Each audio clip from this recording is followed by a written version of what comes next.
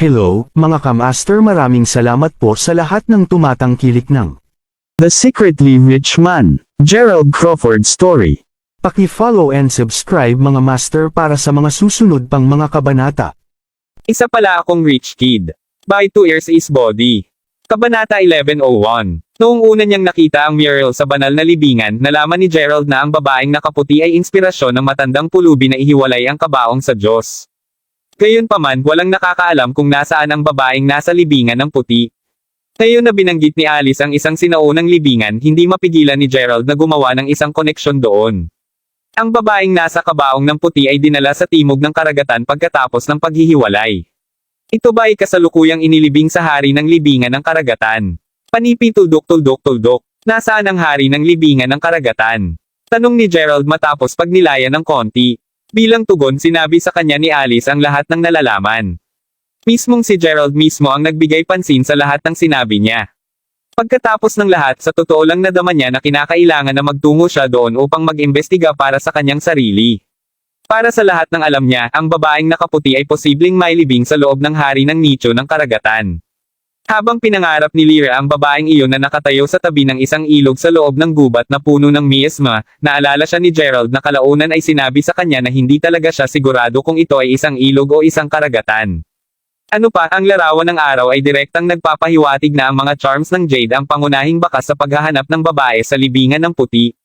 Batay sa kasalukuyang paglipas ng mga kaganapan, ligtas na masabi ni Gerald na ang larawan ay tunay na nagbigay sa kanila ng isang napakalaking bakas. Kasunod nito, ipinasa niya kay Daryl ang lahat ng natutunan lamang. Bilang tugon, hindi nagawang mapigilan ng nagulat na si Daryl na, nagpaplano ka bang hanapin ang hari ng libingan ng karagatan? Ang pangako ng banal na tubig ay magaganap sa mas mababa sa 3 buwan, alam mo.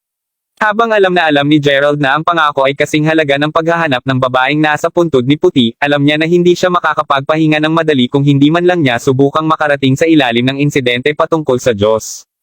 Kung sa bagay, may pagkakataon na makakuha siya ng isa pang sagot sa sandaling mahahanap niya ang babae na nakaputi. Sa katunayan ako, lolo. Gayunpaman, sa sandaling na kumpleto ko ang aking pagsisiyasat, agad akong babalik. Hindi ko naiisipin ang tungkol sa pagantala ng pangako ng banal na tubig. Pinag-uusapan ng pangako, narito.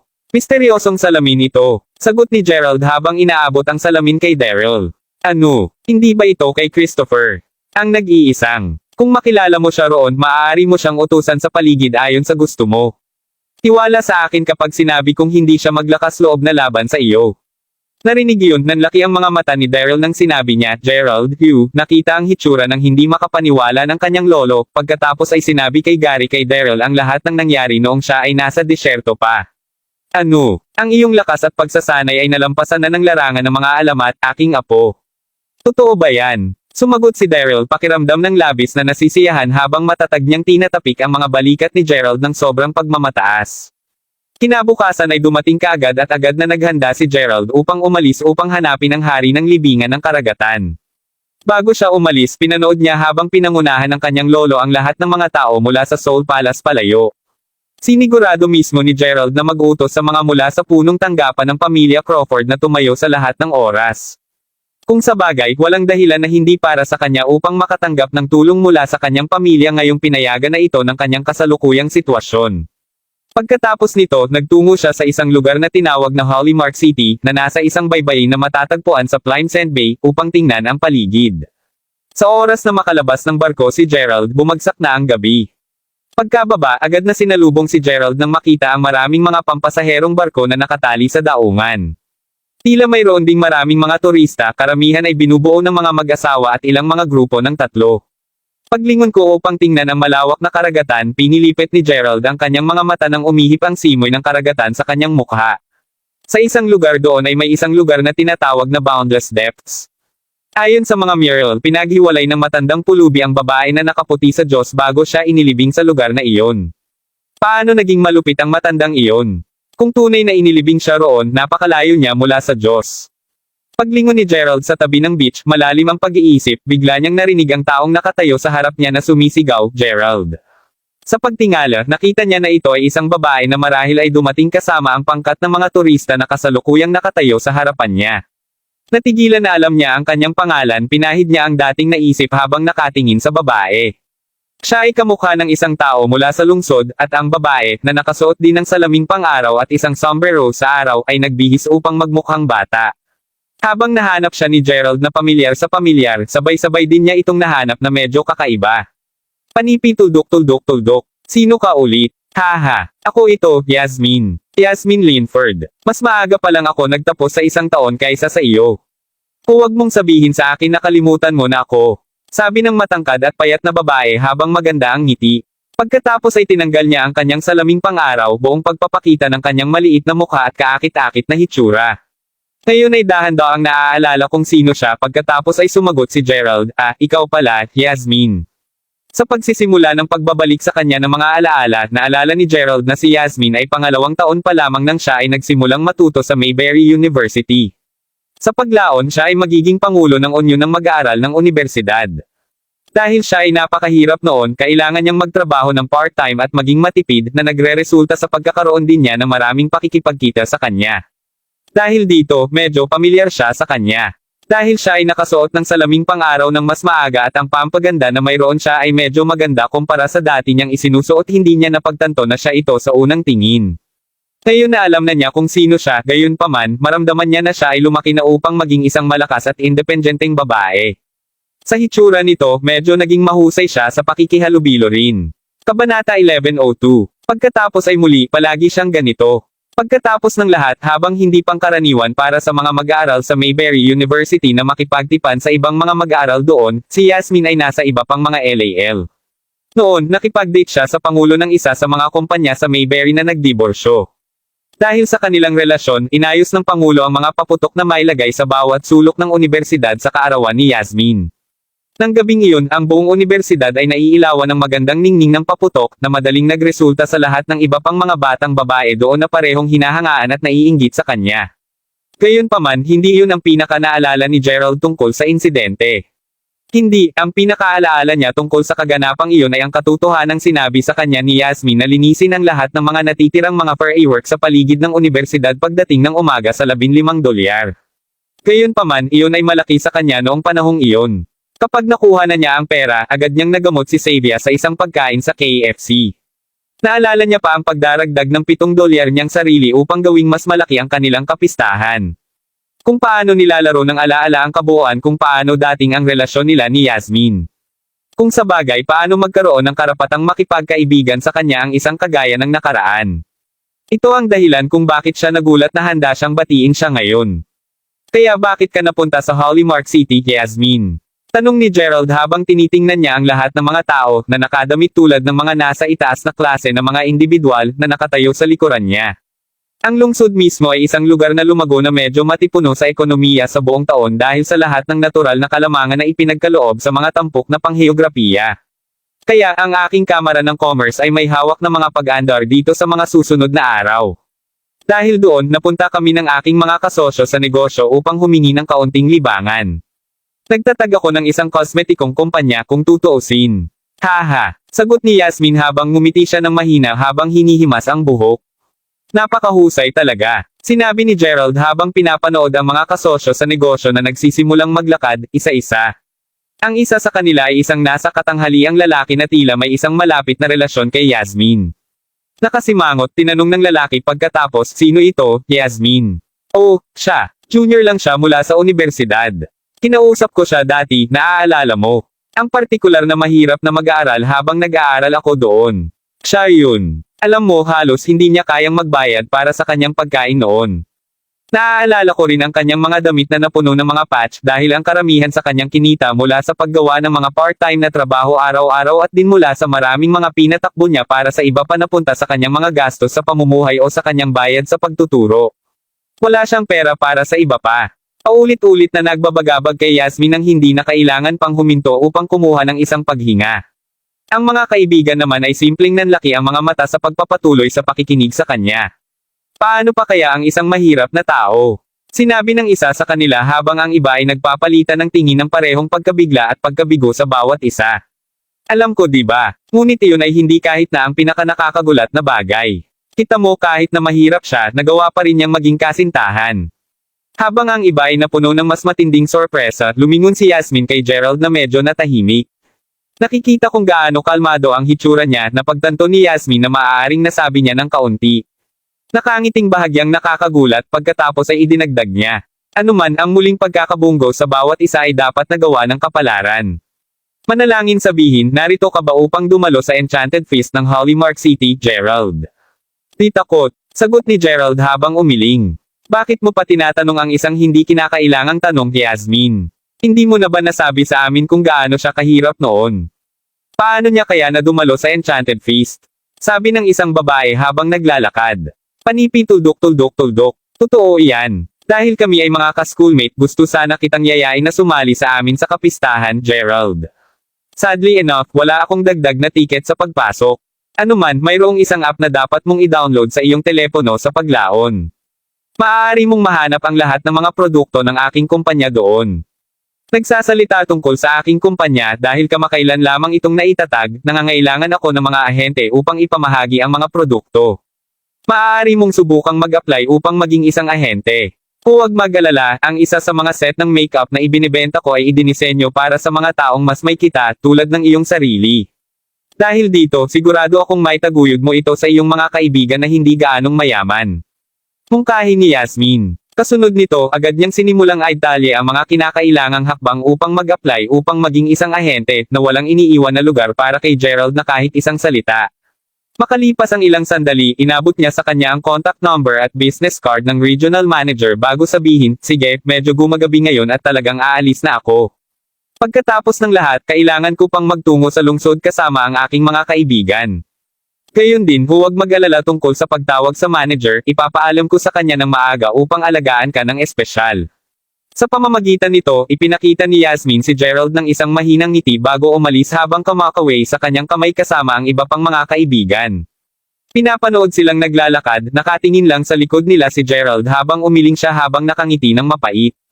Talagang hindi nagbago si Yasmin sa aspektong ito. Tinapon ang card, tinuloy ni Gerald ang paglalakad sa tabing dagat, malalim ang iniisip. Pinagpatuloy niya ang paggawa nito ng medyo kaunti at ang susunod na alam niya, gabi na ng gabi, na may kakaunting mga turista pa rin ang naglalakad. Sa sandaling iyon, bigla niyang nakita ang malabong mga balangkas ng 5 mga speedboat sa gilid ng kanyang mata. Paglingon upang tingnan ng mabuti ang nangyayari, nakita niyang lahat silang 5 ay nasa mainit na pagtugis sa isa pang speedboat na kasalukuyang hindi masyadong malayo sa kanila. Kabanata 1103. Bagaman medyo huli na kitang-kita ni Gerald na ang nasa katanghaliang lalaki, na kasalukuyang hinabol ng higit sa 10 individual na may baril na nakasakay sa 5 speedboat, ay nabasa ng dugo. Ang lalaki ay kasalukuyang din papunta mismo sa direksyon ni Gerald. Nang makita sila ng ilang natitirang tao sa tabing dagat, agad silang tumakbo palayo, na labis na nakatuon sa pagtakas na wala sa kanila ang naisip na tumawag sa pulisya. Sa madaling panahon, ang liblib na beach ay naging ganap na walang mga tao makatipid para kay Gerald. Natagpuan ni Gerald ang sarili na bahagyang nakasimangot sa sandaling makita niya ang mga nagtataguyod. Pagkatapos ng lahat, medyo naiinis na siya pagkatapos na magambala ni Yasmin ang kanyang tren ng pag-iisip kanina. Hindi nagtagal bago dumating ang tao na duguan ang nasa edad na lalaki sa baybayin. Nang makita na wala kahit saan pa upang tumakbo, ang lalaki ay nagsimulang tumakbo papunta kay Gerald, ang nag-iisang taong nakikita niya. Kinakawi ang mga kamay habang tumatakbo, sumigaw ang lalaki, "Toss me your phone." Pakibilisan. Dahil si Gerald ay hindi nasisiyahan, hindi siya kukuha ng mga order mula sa isang random na nasa katanghaliang lalaki. Bilang isang resulta, hindi lamang niya pinansin ang mga pagsusumamo ng lalaki para sa tulong. Makalipas ang mga segundo, ilang tao ang biglang sumugod mula sa makakapal na kagubatan na humahantong sa dalampasigan. Ang mga nauna sa paghabol sa kanya sa kanilang mga speedboat ay nakarating din sa pampang. Nang makita na wala siyang ibang lugar na tatakbo, lahat sila ay mabilis na pinalibutan siya. Ang isa sa mga kalalakihan na lumitaw na pinuno ng operasyon ay napansin na nandoon pa rin si Gerald. Paglalakad hanggang sa kabataan, pagkatapos ay sumigaw siya, "Mawala." Ang Big Boss ay nakikipag-usap sa ilang mga bagay dito. Bilang tugon, gayunpaman, simpleng tumingin sa kanya ng malamig si Gerald nang walang imak. Nakikita kung gaano walang pakialam ang pakikitungo ni Gerald sa kanyang pinuno, ang isa sa mga kabataan na nakapalibot sa lalaking nasa edad ay agad na itinaas ang kanyang machete at hinampas ito kay Gerald. Sa split segundo na iyon, puno ng galit ang mga mata ni Gerald. Dahil bulag nila silang inaatake dahil lamang sa pagtanggi niyang lumipat, maliwanag na hindi ito mabubuting tao. Halata rin kay Gerald ngayon na ang mga taong ito ay tiyak na nililigawan ng kamatayan. Humakbang sa isang tabi, madaling iwasan ni Gerald ang atake. Bago pa man makapagreaksyon ang kabataan sa kanyang napalampas na pag-atake, bigla siyang nakarinig ng isang maingay na ingay. Ang susunod na alam niya, sinipa na siya sa hangin. Sa sandaling siya ay bumangga sa lupa, narinig niya ang isang basag mula sa kanyang mga binti. Kahit na nais niyang takpan ang kanyang bibig upang sugpuin ang kanyang hiyawan ng sakit, nalaman niyang hindi na niya magalaw ang kanyang mga braso. Hindi lamang iyon, mabilis niyang napagtanto na ang lahat ng kanyang mga ngipin ay nawasak din. Sa kanyang takot, naintindihan niya ngayon na hindi lamang ang mga sipa ni Gerald ay nagresulta sa lahat ng apat na pangunahing mga paa at kamay ay nasira, ngunit ang mga buto sa kanyang kanang binti at kamay ay natapos din na ganap na mabasag. Matapos makita ang ginawa niya, ang iba pa na nanunood mula sa pag-ikot nila sa nasa katanghaliang lalaki, ay nakatingin ngayon kay Gerald na parang siya ay isang uri ng halimaw. Mismo ang namumuno ay mayroon ng pakiramdam ng gat na may mali nang una niyang makita kung gaano walang pakialam ang ekspresyon ni Gerald. Ngayon na nangyari ito, alam niya na inilagay sila sa isang napakahirap na sitwasyon bago pa man makumplito ang kanilang layunin. Kung sa bagay, hindi man niya nakita kung paano inilabas ang kanyang nasasakupan sa kabila ng pagiging malapit sa dalawa. Ang tanging nahuli lang niya ay si Gerald gamit ang magkabilang paa upang sipain. Ang sumunod na alam niya, lahat ng mga paa ng kanyang nasasakupan ay nasira. Habang si Gerald ay tiyak na mukhang walang sala at sapat na hindi nakakasama, maliwanag na ngayon sa iba pa roon kung gaano siya kadalas. Matapos makita kung paano niya nawasak ang lahat ng mga paa at kamay ng kabataan ng walang pag-iisip, alam nilang lahat na si Gerald ay mas masama pa kaysa sa kanilang pinuno. Habang patuloy silang nag-iisip tungkol sa kung gaano siya walang awa, nabigo ang kanilang pinuno na mapansin na ang ekspresyon ni Gerald ay bahagyang nagbago matapos na may pataw ang nasabing mabibigat na sugat sa nasasakupan. Sa totoo lang, hindi magbabago ang kanyang ekspresyon kahit pumatay siya sa kabataan. Kung sa bagay, pinatay na ni Gerald ang walang katapusang bilang ng mga tao. Matapos isaalang-alang para sa isang maikling sandali, ang pinuno ay yumuko ng mabuti kay Gerald bago sabihin. Tuldok-tuldok, humihingi ako ng paumanhin, mister. Inaamin kong kasalanan namin ito sa oras na ito. Mga lalaki, magtungo. Habang ang nasa katanghali ang lalaki mula noon ay tumingin sa pinuno na ngayon ay nag-uutos sa kanyang mga lalaking may parang machete na umalis, naramdaman niyang napaalad siyang mabangga si Gerald. Pagkatapos ng lahat, hindi lamang siya ngayon mabubuhay upang makakita ng ibang araw, ngunit ang mga taong humahabol sa kanya ng mas maaga ay talagang may pagkukusa na umalis. Habang siya ay nalulugod na makaligtas, ang susunod na sinabi ni Gerald na agad na nagpadala ng panginginig na tumatakbo sa kanyang gulugod. Sinabi ko bang maaari kang umalis? Sinabi ni Gerald, ang kanyang tono ay may lamig. Narinig iyon, ang mga lalaking nakahanda ng umatras ng dahan-dahan at balisa ay lumingon upang tumingin kay Gerald, tumaas ang mga baril. Tama ang kanilang pagkabalisa. Kung sa bagay, umaatres lang sila ngayon dahil alam nilang masyadong malakas si Gerald para sa kanila. To think na papayagan niya silang umalis. Ano pang gusto mo? Tinanong ang pinuno ng pangkat na lumitaw na pinakabalisa sa kanyang mga tauhan. Ang pinuno mismo ay lilito na isang matipunong mukhang lalaki na may tato na dragon sa buong kanang braso. Habang ang kanyang iba pang mga kalalakihan ay marahil ay hindi alam ang tungkol dito, alam ng kanilang pinuno na mayroong mga pamilyang nagsasagawa ng sinaunang martial arts na pinapayagan silang salungatin ang mga utos ng kalikasan. Ang mga tao mula sa mga pamilyang ito ay nakipaglaban o mano laban sa 12-dosenang o kahit daan-daang mga tao lamang. Sa pag-iisip na iyon, alam ng pinuno na siya at ang kanyang mga sakop ay malubhang laban-laban kay Gerald na ipinakita na kung ano ang kaya niya. Para sa pagkasira ng aking kalooban, ang bawat isa sa iyo ay maaaring pumili kung putulin mo ang isang braso o isang binti. Siyempre, bawat isa sa iyo ay gagawa ng paglabag, sabi ni Gerald na casual na humihiling sa kanila ng isang piraso ng tsokolate, bawat isa. Ano? Maaari kang maging isang pambihirang lalaki, ngunit sa palagay mo hindi mo ito tinutulak. Tagumpay. Gaano ka-insensible? Masungit na ungol ng pinuno. Hindi mararamdam, sabi mo. Sa gayon, hinahayaan itong hanggang sa dalawa bago pa natapos ni Gerald ang kanyang pangungusap, napansin niya ang isang payat, binata, na mukhang mga 20, na pilit na nakatayo sa likuran na hinati ang kaliwang braso gamit ang isang malakas na basag. Ano ba ang ginagawa mo? Ungol ng pinuno habang nakatingin sa binata na simpleng nanatiling tahimik. Mismo ang binata ay may takot sa kanyang mga mata. Kung sa bagay, habang nasasaksihan ang nakakakilabot na eksena kanina, ngunit nakita niya rin ang titig ni Gerald habang ginagawa ang gawa. Ito ay ang titig ng isang lalaki na nakaranas ng maraming pagpatay. Tulad ng kung hindi ito sapat, ang kanyang aura ay puno din ng pamamaslang na hangarin. Habang ang iba ay nagsimulang manginig sa takot, medyo tinitigan ni Gerald ang kabataan bago sabihin, nakikita kong matino ka. Tumabi ka na. Ngayon kung ganon. Para sa natitirang sa iyo, bawat isa sa iyo ay mababali ang dalawang mga limbs na iyong pinili, gayunpaman, ang pangungusap ni Gerald ay napaliit ulit ng agad na sumugod sa kanya ang pinuno ng grupo gamit ang baril na nakatuon kay Gerald. Nang makita iyon, lahat ng kanyang iba pang mga nasasakupan, maliban sa isa na tumabi kanina, ay gumawa ng katulad sa kanilang pinuno. Kabanata 1104. Mapanghamak na pagmumura pagkatapos ay sumugod si Gerald sa kanila sa halip na umatras. Ang paglulunsad na maraming matuli na suntok at sipa, ang pag-crack at pag-snap ng mga buto ay pumuno sa hangin sa gabi. Ilang segundo lamang ang lumipas ng ang bawat isa na lumusob para sa pag-atake, ay kahawig ng unang tao na nasira ang lahat ng kanyang mga limbs. Sa kanilang mga ngipin ay nadurog at ang mga labi ay nabasag habang nakahiga sa lupa, lahat sila ay parang nahimatay mula sa napakalubhang sakit na nag-iisa. Sa kabila nito, nakatingin pa rin silang lahat kay Gerald, nakatingin sa kanya na para siyang isang uri ng halimaw. Anong klaseng tao rin siya? Paano namin nasaktan ang gayong tao? Gayunpaman, hindi man mapakali si Gerald tungkol sa mga nasa lupa.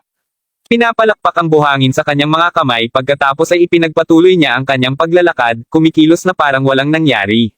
Bago pa siya makarating sa malayo, ang lalaking nasa edad na, napuno pa rin ng dugo, ay inabutan siya bago yumuko ng matino habang sinabi, "Maraming salamat sa pagligtas sa akin, Mr. Ako ay isang lokal ng Hollymark City at pumunta ako sa pangalang Wagner Yarn. Maswerte ako na nabunggo kita habang hinahabol nila ako, kung hindi ay tiyak na ako ay tapos na." Habang si Wagner ay malubhang nasugatan, naramdaman niya na kailangan niyang ipakita kahit papaano ang kanyang labis na pasasalamat sa kanyang tagapagligtas. Narinig iyon, simpleng sagot ni Gerald, "Hindi ako partikular na sinusubukan na iligtas ka, kaya hindi na kailangang pasalamatan ako." Kasunod nito, tumalikod agad si Gerald para umalis. Nakatingin sa likuran ni Gerald habang siya ay naglalakad, nararamdaman na ni Wagner kung gaano katangi-tangi si Gerald bilang isang individual, lalo na sa mga tuntunin ng kanyang aura at ugali. "Mangyaring maghintay muna saglit, Mr. Marahil ay napunta ka sa Hollymark City upang dumalo sa Enchanted Feast na inayos ng pamilyang Minshall." Magalang na tanong ni Wagner. Ang pamilyang Minshall. Enchanted Feast. Napaisip si Gerald sa sarili. Ang pamilyang Minshall ay ang pamilya na naghahanap pa rin kay Alice. Sila rin ang pamilya na dating nagmamay-ari ng mga jade charms na kanilang hinukay mula sa hari ng libingan ng karagatan. Ang layunin ni Gerald sa pagpunta dito sa una ay upang hanapin ang mga Minshall at makipag-ayos sa isang pakikitungo sa kanila. "Alam mo, pamilyar ako sa lugar na ito, Mr. Kung interesado kang magtungo sa Enchanted Feast o saan man sa Hollymark City para sa bagay na iyon, kaya ko, bago pa matapos ni Wagner ang kanyang pangungusap, nagsimula na siyang umubo ng labis. Tumingin sa ubo na lalaki, sumagot si Gerald, "Bago ang anupaman, dapat kang maghanap ng isang lugar upang pagalingin ang iyong mga pinsala." Sa pamamagitan nito, lumingon si Gerald upang tumingin sa malayo, ngunit maliwanag na ilaw, sa tabi ng Hollymark City bago dahan-daang lumakad patungo sa direksyong iyon. Si Wagner naman ay naghintay lang kay Gerald na lumayo ng medyo malayo bago tumakbo sa isang payphone. "Halika, sunduin mo agad ako," sabi ni Wagner kaagad pagkonekta ng tawag. "Maaari ka bang masugatan, G-Yarn? Tandang padamdam. Humawak ka, magpapadala ako ng isang tao sa iyo mula sa pinakamalapit na ospital, agad na agad." Sumagot ang tao sa kabilang dulo ng telepono, magalang. "Ang mga nasugatan ko ngayon ay hindi ako papatayin. Anuman, mabilis na dumating. Tila naranasan ko ang taong iyon at sigurado akong siya ito." Sigaw ni Wagner bilang gantimpala, maliwanag sa kanyang tono ang pag-aalala habang patuloy sa pagtitig sa direksyon na tinahak ni Gerald. Kabanata 1105. Maya-maya pa habang si Gerald ay nagpapatuloy sa paglalakad patungo sa gitna ng lungsod, bigla siyang tumigil sa pag-usad. Paglingon niya, malamig niyang sinabi, "Tingnan mo, hindi ko talaga balak na iligtas ka, kaya hindi na kailangang sundan pa ako. Mabuti pang umalis ka ngayon habang nasa mabuting kalagayan ako, kung hindi man ay magmumula ka sa mga lalaking iyon sa beach." Naturally, ang kausap niya ay walang iba kundi si Wagner. "Mangyaring huwag magalit, Mr. Para ka lang makahawig sa isang taong maraming kakilala ako. Ang taong pinag-uusapan ay lubos na mahalaga sa aking pamilya, ang mga Yarnes, kita mo, alin ang dahilan kung bakit nais kong makilala ka ng medyo mas mabuti?" Magalang na sagot ni Wagner. Bago pa magsalita ng iba pa si Gerald, ipinaliwanag niya kaagad, "Kita mo, Mr., ang pamilya Yarn ay matagal na naghihintay para sa isang tao. Ang nasabing tao ay sinabi na magpakita sa isang maaga o huli, at sa totoo lang, akma sa iyo ang paglalarawan ng tao sa isang katangan. Tawagin itong nakakapanira kung nais mo, ngunit sinusundan kita sa paligid para sa isang kadahilanan. Naghihintay para sa isang tao. Sagot ni Gerald na medyo sumimangot. Sa totoo lang, mister. Ano man, nag-order na ako para sa aking lingkod na magmaneho ng kotse dito. Iniisip ko kung magkakaroon ka ba ng oras na sundin ako sa mansyon ng pamilya Yarn, sabi ni Wagner. Bumalik nung umusad si Gerald upang iligtas siya, naramdaman na niya na parang pamilyar sa pamilyar ang binata. Gayunpaman, hindi lamang niya mailagay ang kanyang daliri kung bakit naramdaman niya iyon. Nang sa wakas ay nakuha niya ang isang mas malinaw na pagtingin sa mukha ni Gerald, gayunpaman, agad niyang naunawaan kung saan nagmula ang pakiramdam. Maaari ba talaga itong siya? Hindi nais na mawala ang track ng Gerald, pagkatapos ay agad niyang tinawag ang kanyang lingkod upang magmaneho ng kotse bago binuntis si Gerald. Lahat ng iyon ay humantong sa kasalukuyang sitwasyon. Ang isang taong iyon ay talagang katulad sa akin ng ganyan. Tanong ni Gerald. Sa katunayan, ang pagkakahawig ay halos kamanghamanghang, ngunit huwag nating pag-usapan ito dito. Muli, mangyaring pumunta sa mansyon ng pamilya Yarn kasama ko. Makikita mo kung ano ang ibig kong sabihin kapag nandyan na tayo. Bilang sagot, simpleng tumanggo lamang si Gerald ng bahagya. Ang una niyang dahilan para pumayag ay dahil batay sa ekspresyon ni Wagner, ang lalaking nasa edad na ay tila hindi nagsisinungaling. Ang iba pang dahilan ay dahil masyadong maraming mahiwaga at kakaibang insidente ang naganap kamakailan. Dahil ang tila isang random na tao ay nagsasabi sa kanya ngayon na naghihintay sila para sa isang taong katulad niya na magpakita, hindi mapigilan ni Gerald na mag-isip dito. Hindi nagtagal, dumating ang kotse ni Wagner at hinatid ang dalawa sa Yarn Manor. Papunta doon, si Gerald ay nagkaroon ng isang simpleng chat kay Wagner. Sa pamamagitan nito, medyo nalaman niya ang tungkol sa mga Yarnes pati na rin ang isa pang insidente. Ang pamilyang Yarn ay mayroong kasaysayan ng higit sa 800 taon at nagsimula ang lahat ng maitatag nila ang kanilang mga pag-aari ng pamilya dito lahat ng mga siglo na ang nakakaraan. Ang pamilya ay itinuturing na isa sa mas malaki sa loob ng lungsod ng Hollymark at ito ay kilala sa lakas at kaalaman nito. Si Wagner mismo ang kasalukuyang master ng pamilyang iyon. Sinabi rin ni Wagner kay Gerald na ang mga Yarnes ay dating mangingisda lamang bago itatag ang mga pag-aari ng kanilang pamilya. Pagkatapos ng isang insidente ay naganap, subalit, dinagtagal, ang matinding pagbabago ay naganap na kalaunan ay humantong sa kasalukuyang mataas na katayuan ng pamilya Yarn. Panipi tuldok. Para sa iyong kapakanan, G. Yarn, inaasahan kong ang pinaplano mong ipakita sa akin ay naintriga ako. Binalaan ni Gerald habang naglalakad siya sa likuran ng Wagner nang tuluyan na silang makalabas ng kotse. Hindi ako maglakas loob na gumawa ng isang bundok mula sa isang molehill tungkol sa isang bagay tulad nito, mister. Tinitiyak ko sa iyo na mas mauunawaan mo ang mga bagay kapag tiningnan mo ito. Totoong naniniwala ako na ang aming pagpupulong ay hindi sinasadya lamang. Sagot ni Wagner na kasalukuyang nabasa ng malamig na pawis. Pagkatapos ng lahat, ang pagsisikap ng aura na si Gerald ay tiyak na nakaka-pressure. Habang naglalakad sila at pinag-uusapan, parang si Wagner na sinusubukan niyang itago ang isang bagay sa tuwing ang duo ay dumaan ng sinuman. Ito ay matapos lamang akayin si Gerald sa isang lihim na silid nang sa wakas ay kumuha si Wagner ng isang napakamukhang scroll. Malinaw na tiniis ang sakit habang inaabot niya ang scroll kay Gerald, pagkatapos ay sinabi niya, tingnan mo, mister. Kinuha ang scroll sa kamay, nalaman niyang kakaiba ang bigyan ng isang scroll out ng asol. Bilang isang resulta, hindi niya maiwasang magtanong, naglalaman ba ito ng paghihingal? Sa katunayan ito, mister. Kaya, upang mas tumpak, naglalaman ito ng isang larawan. Panipi. Kabanata 1106. Sinundan ni Wagner ang pangungusap na iyon ng isang tango. Narinig iyon, dahan-dahang binuksan ni Gerald ang scroll.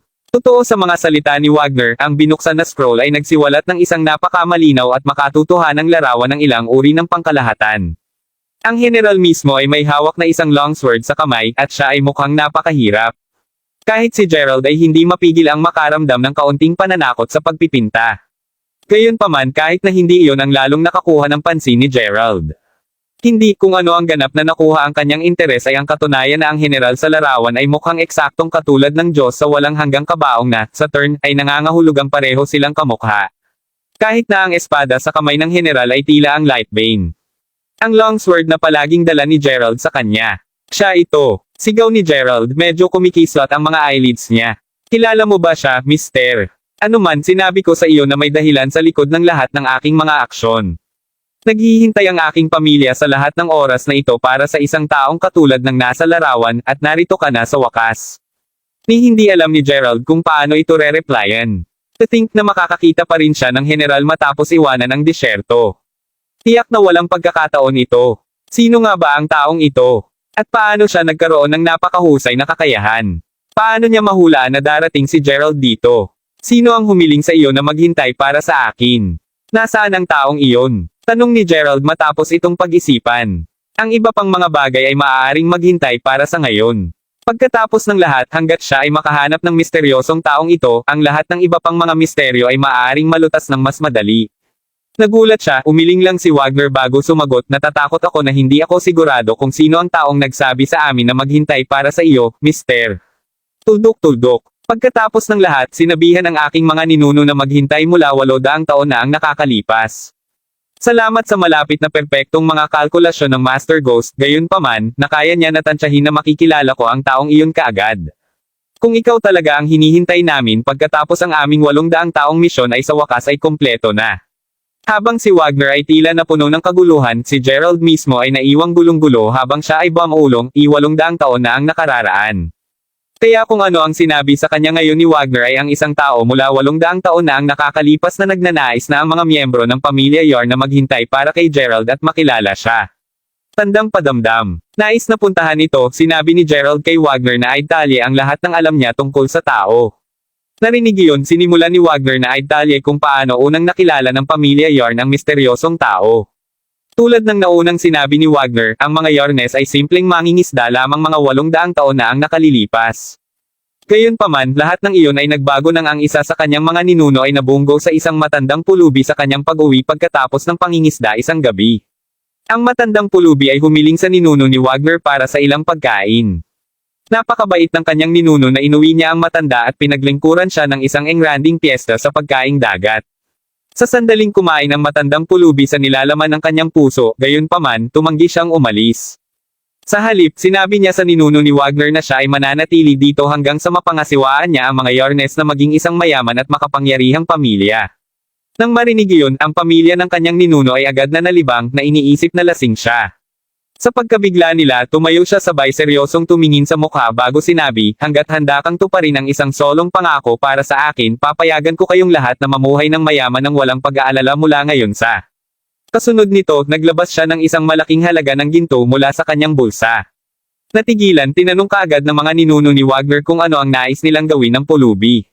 Alam na nakuha niya ang kanilang pansin, ang matandang pulubi pagkatapos ay nagsimulang gumuhit ng isang larawan sa lugar. Kapag tapos na siya, sinabi niya sa mga Yarnes na maghintay para sa taong nakamukha ng larawan na iginuhit niya, na lumitaw at sa oras na gawin niya, dapat silang mag-abot ng isang kahon na gawa sa kahoy, na iniabot sa kanila ng matandang lalaki, sa siya totoo sa kanyang salita, hindi nagtagal ay tinulungan niya ang mga Yarnes na maging isang mayaman at makapangyarihang pamilya. Kapag tapos na iyon, simpleng umalis ang matandang pulubi. Hindi inaasahan ng pamilya Yarn na ang ganitong pagkakataon ay dumating sa kanila. Sa loob lamang ng mas mababa sa isang taon, ang kanilang pamilya ay nakagawa ng isang kayamanan sa Hollymark City, na nagtatayo ng maraming mga pag-aari ng pamilya doon na nanatili pa rin hanggang ngayon. Upang maging prangka, sinabi sa akin ng aking ama ang tungkol sa lahat ng ito hindi pa bago siya pumanaw. Hindi ko talaga masyadong alintana ang tungkol dito noon, iniisip kong kalokohan lang ang lahat.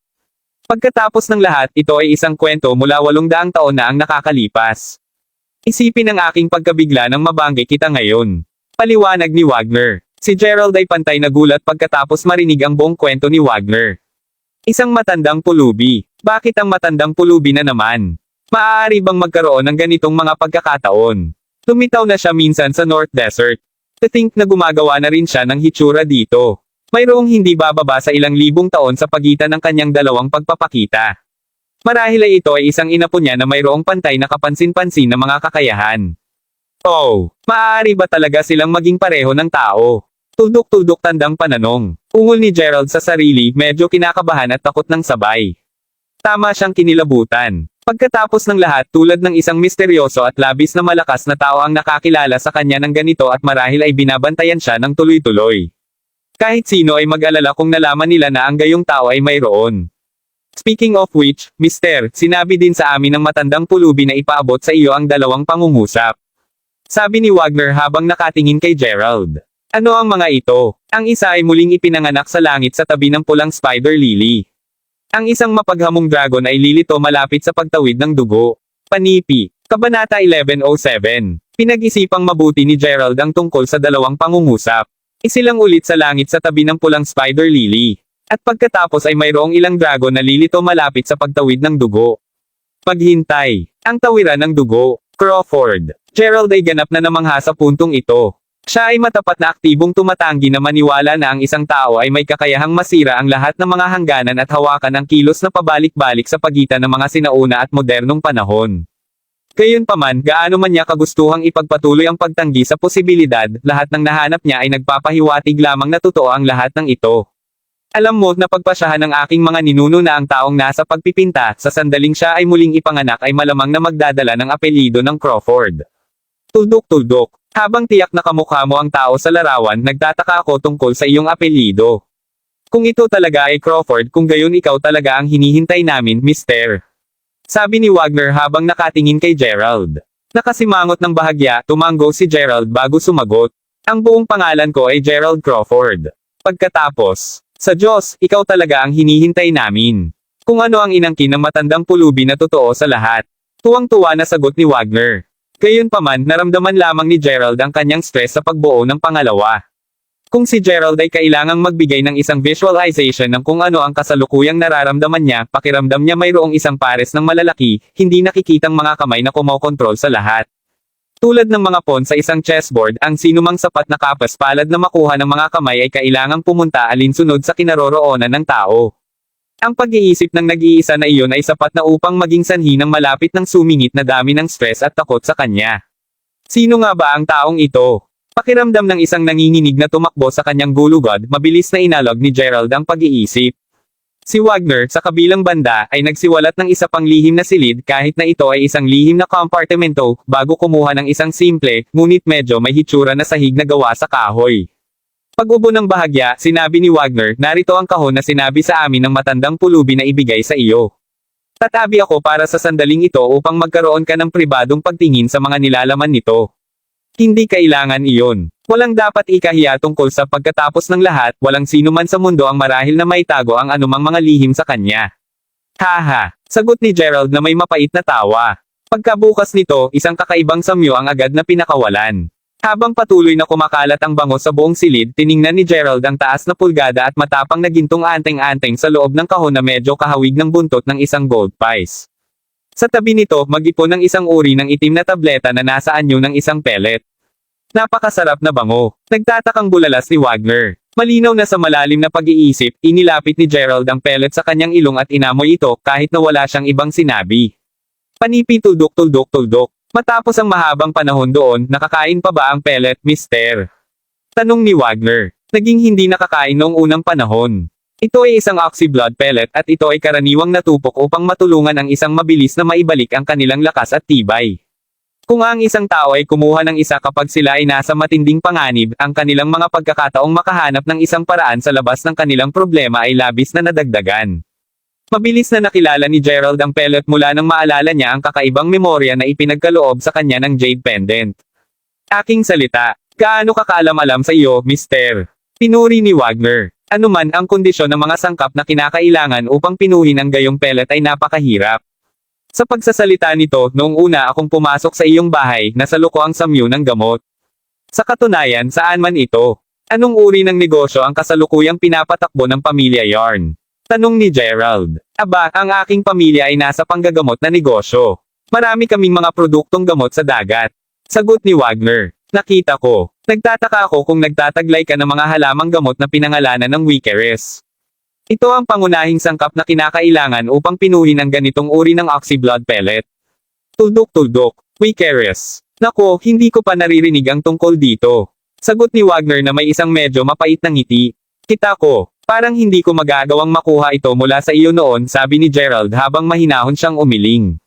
Dahil ang misteryosong tao ay binigyan siya ng isang oxyblood pellet, sigurado si Gerald na alam ng tao na ang mga naturang pellet ay karaniwang may isang shell life na halos isang buwan.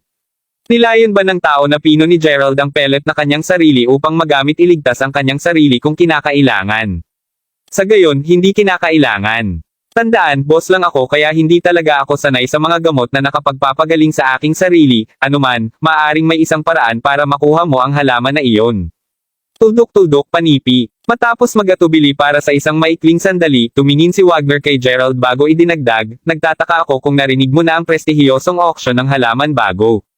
Tumutukoy ka ba sa subasta ng Enchanted Feast? Tanong ni Gerald sa medyo malambot na tono. Tama iyan. Ang auction ay itinuturing na isa sa mga pangunahing pag-aandar sa panahon ng Enchanted Feast. Maaaring asahan ng isa na makahanap ng maraming mahahalagang damo doon na naibigay ng parehong mga magsasaka ng halamang gamot at mga nagtitipon ng halaman na nagtipon ng kanilang mga halamang gamot mula sa mga bundok. Marami sa mga halamang gamot doon ay mahigit sa 100 taong gulang at hindi sila ipamahagi sa merkado.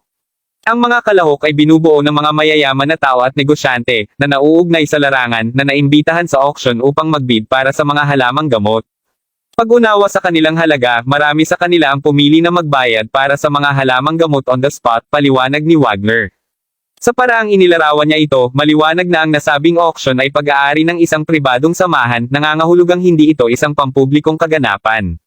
Kabanata 1108. Gayunpaman, sa napakaraming mga nangangalap ng halamang gamot na namamatay sa dagat o mataas sa mga bundok taon-taon, ilan sa mga halamang ipinagbibili doon ay walang malubhang pinagmulan. Tulad ng sinasabi nila, ang mga bihirang bagay ay laging mas mahalaga. Dahil maraming mga mayayamang mangangalakal at prestihiyosong tao ang nagtungo sa Enchanted Feast para lamang sa isang pagkakataon na makuha ang kanilang mga kamay sa mga sinaunang halaman, marahil mahahanap mo ang halaman na nais mo doon, dagdag ni Wagner. Pasimpleng tumango si Gerald bilang sagot. Panipi tuldok-tuldok-tuldok. Pinag-uusapan kung alin, narinig kong binanggit mo ang isang taong tumawag sa Master Ghost kanina. Sinabi mo na hinulaan niya na magpapakita ako sa aking sarili maaga o huli, tama. Dahil talagang nakakalkula niya ang posibilidad na iyon, nagtataka ako kung anong klaseng tao siya. Tanong ni Gerald, biglang naalala ang sinabi ni Wagner kanina. Hindi ito ang unang pagkakataon na narinig din ni Gerald ang pangalang iyon. Pagkatapos ng lahat, tinulungan din ni Master Ghost si Alice na makatakas mula sa kanyang kahirapan noon. Habang iniisip niya ito, nagtaka si Gerald kung ang Master Ghost ay maaaring maging mas tumpak kaysa sa larawan ng araw. Master Ghost ay isang misteryosong master sa Hollymark City na kilala sa kanyang tumpak na mga kalkulasyon.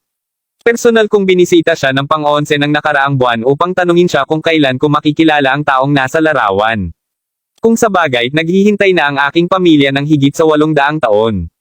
Bilang tugon, sinabi niya sa akin na ipagpatuloy lamang ang paghihintay dahil sinabi sa aking pamilya na gawin ito. Gayunpaman, sinabi din niya na makikilala ko ang nasabing tao makalipas ang ilang sandali. Kung saan tama siya. Tulad ng hinulaan niya, lumitaw ka hindi nagtagal. Narinig iyon, bahagyang sumimangot si Gerald. Kung ang taong iyon ay tunay na napakalakas, tiyak na kailangan ni Gerald na bayaran din siya ng isang personal na pagbisita. Saan nakatira si Master Ghost? Tanong ni Gerald. May kailangan ka bang tanungin sa kanya, mister? Aayusin ko ang pagpupulong mo ngunit wala siyang makikipagkita ngayon. Bakit ganon? Sabihin na lang natin na may kakaibang ugali ang Master Ghost. Sinabi lamang niya sa mga tao ang kanilang kapalaran sa mga kakaibang bilang ng mga araw. Tumanggi lamang siyang makilala ang sinuman sa mga araw na may pantay na mga numero. Bilang isang resulta, maghihintay ka pa bukas na magiging 21 kung nais mong makita siya. Paliwanag ni Wagner. Kita ko, kung gayon hindi ito matutulungan. Pupunta muna ako sa auction ng gamot ng Enchanted Feast upang malaman kung mahahanap ko ang halamang gusto ko, sagot ni Gerald na nakayuko. Sa pamamagitan ng pangako ng banal na tubig sa kanto lamang, alam niya na ang pellet ay maaaring maging lubos na kapaki-pakinabang. Bilang isang resulta, matatag siya tungkol sa pagkolekta ng mga halaman ng Wickeres upang pinuhin ito. Bukod, alam ni Gerald na ang misteryosong tao ay tiyak na naiwan ito sa kahon sa isang kadahilanan. Habang walang magawa na inisip ni Gerald ang tungkol sa kaunti pa niyang nalalaman tungkol sa misteryosong tao, nagsimulang umubo si Wagner nang masabi niya kung iyon ang kaso. Payagan akong samahan ka. Panipi tuldok-tuldok-tuldok. Umaasa muna ako sa iyong mga pinsala bago ang ano pa. Bigyan mo ako ng isang sandali upang magsulat ng race eta para sa iyo. Sabihin sa iyong mga tao na gilingin ang mga halaman kapag tapos na ako. Tuldok-tuldok panipi. Kapag tapos na ang lahat, sumakay sina Gerald at Wagner ng taxi upang magtungo sa Enchanted Feast. Kahit na medyo madilim na, ang venue na nag-host sa Enchanted Feast ay maliwanag na naiilawan. Ito rin ay sobrang siksikan. Paumanhin, ngunit ito ay isang pribadong kaganapan. Kung wala kang isang card ng paanyaya pagkatapos ay mabait na umalis, sabi ng isang security guard nang walang pakundangan matapos maglakad paakyat sa duo. Isang card ng paanyaya. Tagumpay. Ako si Wagner Yarn. Sinasabi mo bang kahit ako ay nangangailangan ng isang card ng imbitasyon? Sagot ni Wagner sa halip na mahinahon. Narinig yun, nanlaki ang mga mata ng security guard nang malamig niyang sinabi, "And who the hell is Mr. Yarn?" Hindi ko pa naririnig ang ganoong pangalan. Tingnan kung wala kang isang card ng paanyaya pagkatapos ay mawala. Gayon din, ikaw doon. Ano ang tinitignan mo? Sa palagay mo ba tungkol sa sino mang random na tao ay maaaring dumalo sa Enchanted Feast?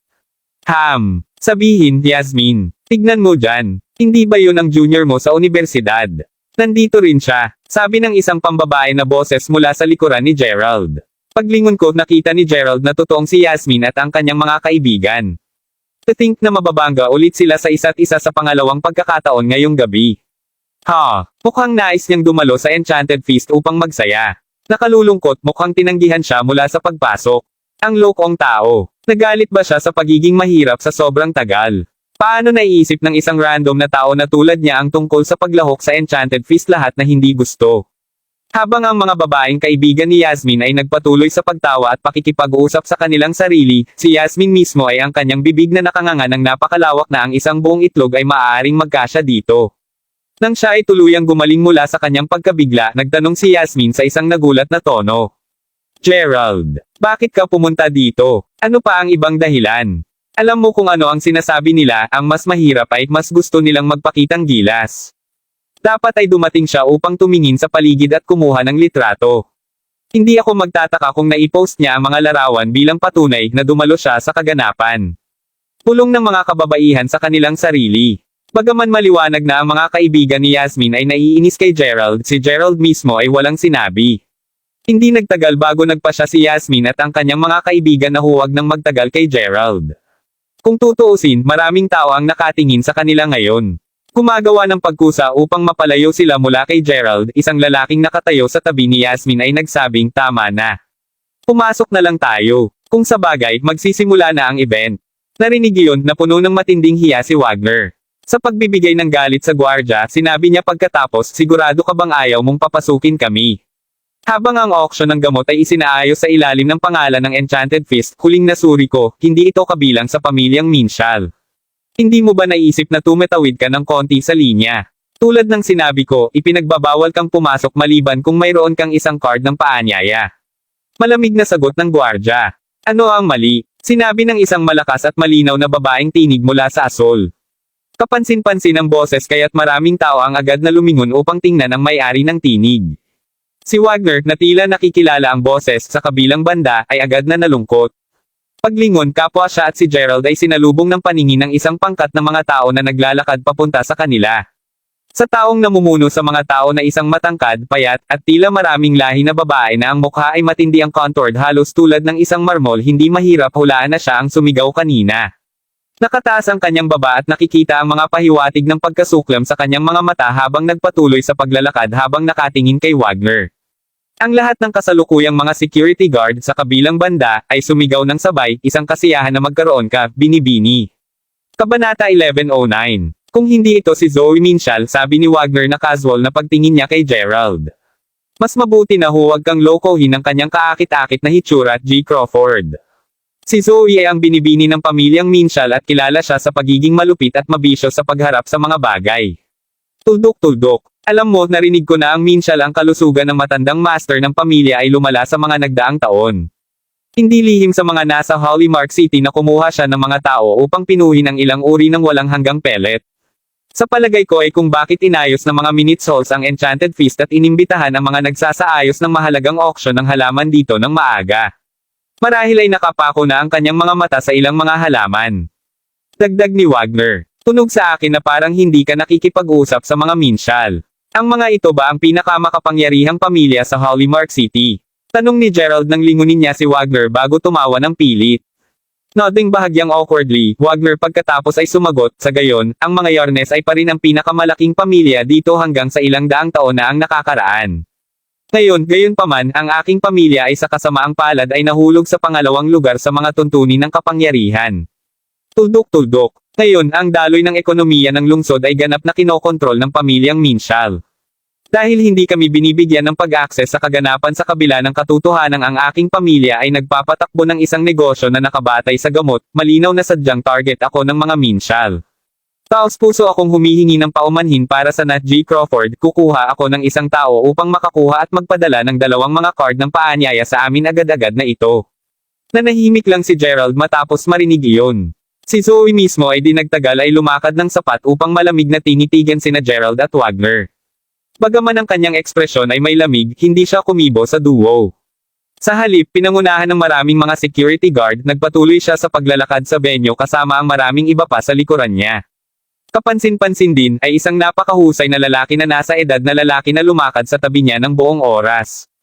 Pagdating sa loob, ang security guard mula kanina ay lumakad papunta kay Zoe bago magalang na sabihin, dahil hindi ko pinayagan na pumasok si Wagner ng mas maaga, tila siya ay partikular na galit, Miss.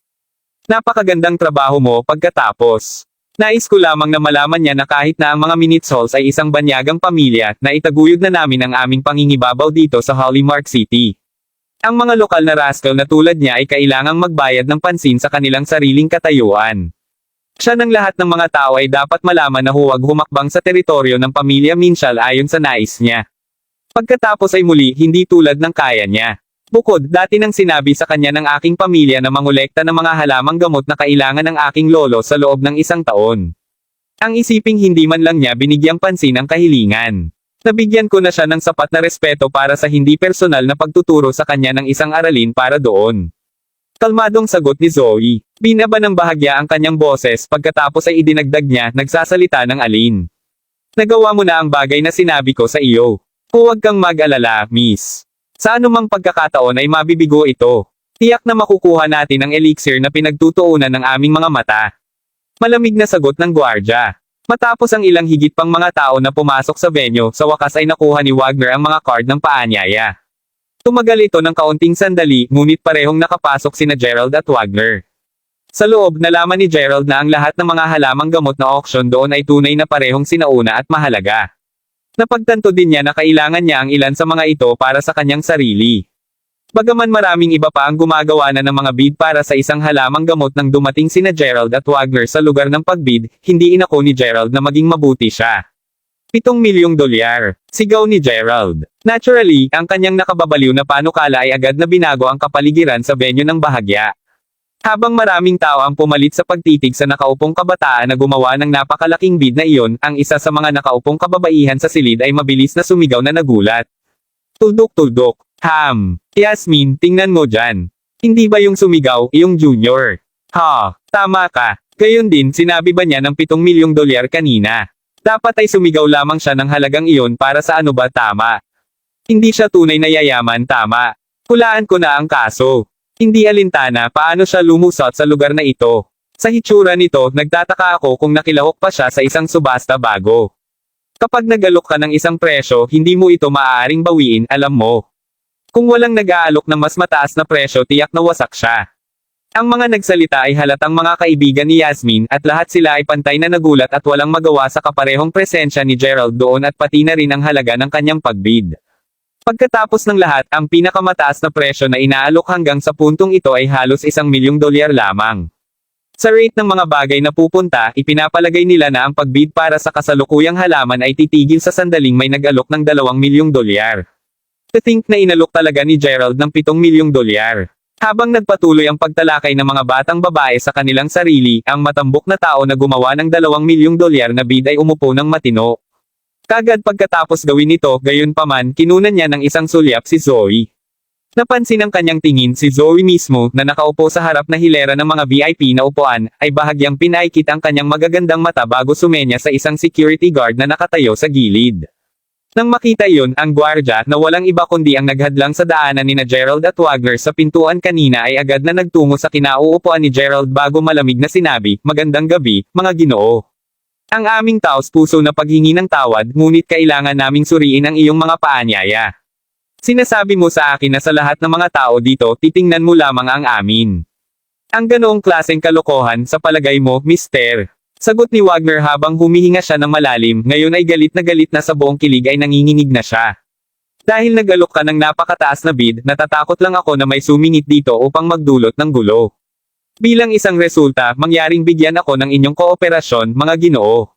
Panipi. Kabanata 11:10. Matapos marinig ang pipi na pangangatuwiran ng security guard, simpleng nakasimangot si Gerald bago sumagot, hayaan mo siyang tumingin. Kasunod sa utos ni Gerald, inilahad ni Wagner ang kanilang mga card ng paanyaya sa security guard na, sa sandaling natanggap niya ang mga ito, agad na nagsimulang suriin ng mabuti ang mga card. Gayunpaman, hindi na si Gerald ang walang muwang na tauhan niya dati. May ideya na siya kung ano ang balak ng security guard at Zoe. Napansin na ang gwardya ay nakasuot ng isang earphone, ginamit ni Gerald ang kanyang pinataas na pandinig upang makinig sa kanilang plano. Agad na kinikilala ang boses ni Zoe, narinig niya ang utos nito, itaboy sila, at siguraduhing imbestigahan ang background ng kabataan. Kung siya ay totoong mayaman, maaari rin nating ayusin ang isang tao upang i-blackmail sila. Narinig iyon, hindi mapigilan ni Gerald na mapangiti ng mapait. Nabanggit na ni Wagner na ang mga Minitzols ay mayaman lamang dahil sa pag-asa nila sa parehong pagnanakaw at pagnanakaw. Pagkatapos ng lahat, ang mga ninuno ng pamilya Minshall ay pawang mga pirata. Matapos marinig ang mga plano ni Zoe, talagang pinagsikapan ni Gerald na huwag nang tumawa. Paumanhin, mga Ginoo, ngunit pagkatapos na tingnan ang iyong mga tiket sa pagpasok, mukhang huwad sila. Dahil dito, umalis ka na. Ungol ng gwardya. Pekeng. How the hell are they fake? Mas mabuti na bigyan mo ako ng tamang paliwanag, ganito kaagad. Sigaw ni Wagner nang tumayo kaagad siya, ngayon ay nag-aalab sa galit. Maaari naming patunayan na ang mga ito ay pekeng. Sigaw ng mga kaibigan ni Yasmin na wala sa asol habang sila ay tumayo din mula sa kanilang mga pwesto. Kasunod nito, ang nasa katanghali ang lalaki mula sa grupo ni Yasmin na parehong tao na nagsabi sa mga batang babae na pumasok ng mas maaga sa venue ay idinagdag, pamilyar kami sa binatang iyon. Tumadaan siya kay Gerald Crawford at siya ay taga Mayberry. Gayunpaman, ang pinakamahalagang bagay na dapat tandaan ay siya ay isang mahirap na mag-aaral. Oo, kapwa siya at ang lalaking iyon ay huminto sa pintuan kanina, alam mo. Nakita ko sila sa telepono kanina nung papunta na rin ako sa banyo. Nabili siguro nila ang mga peking ticket noon. Sigaw ng isa pang babaeng kaibigan ni Yasmin. Totoo namang malinaw kung bakit nila ginagawa ang lahat ng ito. Pagkatapos ng lahat, ang sinumang matino ay maaaring sabihin na ang security guard ay isa na kabilang sa pamilyang Minshall. Sa pamamagitan ng pagsulong ngayon at pakikipagtulungan sa mga Minshall, mayroong pagkakaroon ng isang pagkakataon na ang pamilya na iyon ay magkaroon ng isang mas malalim na impresyon sa kanila. Sa anumang swerte, ang Minitzols ay maaaring, sa turn potensyal na tulungan din sila sa hinaharap. Ano pa, ito rin ay isang pagkakataon para makilala nila ang mas mayamang mga mangangalakal. Isang mahirap na estudyante. Paano niya nagawa pang lumusot sa lugar na ito? Habang ang iba sa venue ay nagsimulang talakayin ang sitwasyon, si Yasmin mismo ay tumingin kay Gerald bago sabihin, alam mo, ikaw ay isang matapat na tao sa nakaraan. Tuldok-tuldok. To think that you would end up like this, look, if you really come dito upang makakuha ng higit pang pananaw, kung gayon dapat kang tumuon sa pagkakaroon ng pera ng maayos. Kung mayroon kang lakas na gawin ng mga hindi kinakailangang bagay, maaari mo ring gamitin ang enerhiya na iyon upang gumawa ng mga part-time na trabaho. Hindi ka basta-basta makakapasok sa isang kaganapan kasama ang antas ng klaseng panlipunan sa lahat. Pinapanood habang umiling si Yasmin, agad na nagsimulang tumingin sa paligid si Wagner upang makahanap ng sinumang nakakakilala sa kanya. Nagulat siya, walang sinuman sa loob ng maluwang na auction house na tila mga lokal bukod sa mga mula sa pamilya Minshall. Sa gayon, hindi alintana kung ang mga tiket ay totoo o hindi, ang pangunahing focus ay kung mayroon ba kaming pera upang bumili ng mga halaman dito, hindi. Sabi ni Gerald sa sandaling iyon habang umiling, isang mapait na ngiti sa kanyang mukha. Kasunod nito, tiningnan niya ang mga tagapag-ayos bago idinagdag, sigurado ako na ang mga tagapag-ayos ay hindi balak na mawala sa isang pagkakataon na kumita ng pera, tama. Kung tunay na nakakakuha ka ng sapat na pera upang makabili ng mga halaman dito, tiyak na ikaw ay isang kilalang panauhin sa amin, Ginoo. Sagot ng isa sa mga organizador. Kung tutuusin, totoo ang sinabi ni Gerald. Nais lamang nilang kumita ng higit pa at hindi nila alintana ang tungkol sa kung may mga tiket sina Gerald at Wagner o wala. Nang marinig iyon, hindi na alam ng gwardya kung ano ang sasabihin pa. Dahil dito, simpleng huminga muna siya na malalim bago tumalikod upang umalis. Panipi tuldok-tuldok-tuldok. Paano nakakainis? Galit na bulong ni Wagner. Siyempre, pareho ang naramdaman ni Gerald at hindi niya papayagang pumasa ang ganoong insidente nang walang anumang kahihinatnen. Matagal bago lumiko ang gwardya upang umalis, lihim na nakinuha ni Gerald ang isang hibla ng buhok mula sa gwardya. Panahon na ngayon upang magamit ito. Matapos ang ilang hakbang lamang ang layo mula sa kanila, biglang nagsimulang manginig ang security guard. Ang susunod na alam ng lahat, bigla niyang binitiwan ang isang nakakakilabot na alulong. Kabanata 11:11. Napakagambala ng kanyang alulong na ang pag-aandar ay dapat na pansamantalang nakapos habang ang lahat ay nakatingin sa malakas na tao. Habang nagpatuloy na nangyari iyon, ang lalaking nasa edad na nakaupo sa tabi ni Yasmin, na pinangalan ng David Stubbs, ay nagtangkang sirain ang kakulaitan sa pamamagitan ng pagdedeklara ng pera na inaangkin niya na mayroon siya. Pagkatapos ng lahat, nasa presensya kami ng pamilya Minshall. Ang karangalan at reputasyon ng pamilya Minshall ay tiyak na hindi maaapektuhan ng isang tulad niya. Nang marinig ang kanyang pambabala, marami sa kasalukuyang mga miyembro ng pamilya Minshall ay agad na tumingin kay David na may paghanga sa kanilang mga mata. Gayunpaman, walang inaasahan ang darating ilang segundo lamang mamaya. Ang isang malakas na tunog ng sampal ay maririnig sa madaling panahon at halos lahat ay tumahimik. Ang security guard mula noon ay diretso lang na sinampal ni David sa kaliwang pisngi. Kinukulong ang namamaga niyang pisngi, iniluwa ni David ang ilan sa mga sirang ngipin nito nang masayang sinabi niya, "Ikaw. Bakit mo ako sinampal?" Natulala, simpleng sumagot ang gwardya, "Hindi ko rin alam." Bago pa makagawa ng retort si David, agad na ulit siyang sinampal sa kabilang pisngi. MG. Matigas ang ulo. Sigaw ni Yasmin, parang sobrang nag-aalala habang tiningnan kung gaano namamaga ang karamihan sa mukha niya. "Ano ang ginagawa mo sa lupa, Wolfie?" Tiningin ni Zoe sa isang malamig na tono habang tumayo mula sa kanyang VIP seat. "Di mangyaring pakinggan muna ang aking paliwanag, miss." Sagot ni Wolfie sa pagbitiw sa pwesto nang maramdaman niyang lumingon ang kanyang katawan upang harapin si Zoe bago lumakad papunta sa kanya. "Tama na. Ayaw kong marinig, kumawak ka, ano ang balak mong gawin?" Sabi ni Zoe habang pinagmamasdan si Wolfie na itinaas ang magkabilang mga kamay niya sa pagkuha ng mga hakbang palayo sa kanya. Nang walang babala, hinawakan ni Wolfie si Zoe sa kanyang dibdib. Agad na sumisigaw bilang tugon, pagkatapos ay sumigaw si Zoe, "G, tanggalin mo ang iyong mga kamay sa akin, ikaw ay B-starred." Kasunod nito, agad na tumakbo ang iba pang mga gwardya upang hilahin si Wolfie palayo. Nang makita iyon, agad na lumuhad ang kinilabutan na si Wolfie habang sumisigaw, "Miss. Hindi ko ito ginawa ng kusa." Hindi rin siya nagsisinungaling tungkol doon. Para sa ilang mistulang dahilan, talagang wala siyang kontrol sa kanyang katawan kanina. Gayunpaman, si Zoe ay walang anumang mga iyon. Namumula ng malalim, siya ay matatag tungkol sa pagtuturo sa kanya ng isang aralin. Nasa sandaling iyon nang biglang nagsimulang gumalaw ng mag-isa ang katawan ni Wolfie. Tuldok-tuldok, at agad na nanlaki ang mga mata ng lahat ng hawakan ng nakaluhod na lalaki ang damit ni Zoe bago hinaila ito diretso. Sa damit na Jin o Taigute sa gitna, ang ibabang kalahati ng kagandahang loob ay ganap na nagsiwalat, makatipid para sa bahaging tinaakpen ng kanyang damit na panloob. Habang si Zoe ay sumisigaw sa takot sa pangalawang pagkakataon ngayong gabi, marami sa mga kalalakihan sa silid ang nakita na namamayagpag. "Damn! Anong tanawin? Bastard! Bigkasin mo, bastard! Patayin siya hanggang sa mamatay kung ito ang huli mong gawin." Iniutos kay Zoe habang maraming mga bodyguard ang naghatak sa kanya palabas ng venue upang gawin iyon habang ang ilang iba pa ay agad na iniabot sa kanya ang isang hanay ng mga damit na natagpuan nilang nakahiga. Ang bawat isa ay tumahimik sandali matapos na umalis sa eksena si Zoe na medyo mahirap. Gayunpaman, si Gerald ay may isang mahinang ngiti sa kanyang mukha sa buong oras. Kapag medyo huminahon ang mga bagay, muling nagpatuloy ang subasta, nagpapanggap na parang walang nangyari. Matapos malinis ang kanyang lalamunan, sinabi ng host na, "O sige, patungkol sa susunod na halaman, tiyak na masusubukan ang iyong pananaw. Ipinakita namin sa iyo, ang Wikerous Herbs. Oh, kaya't mayroon din talaga silang halaman doon."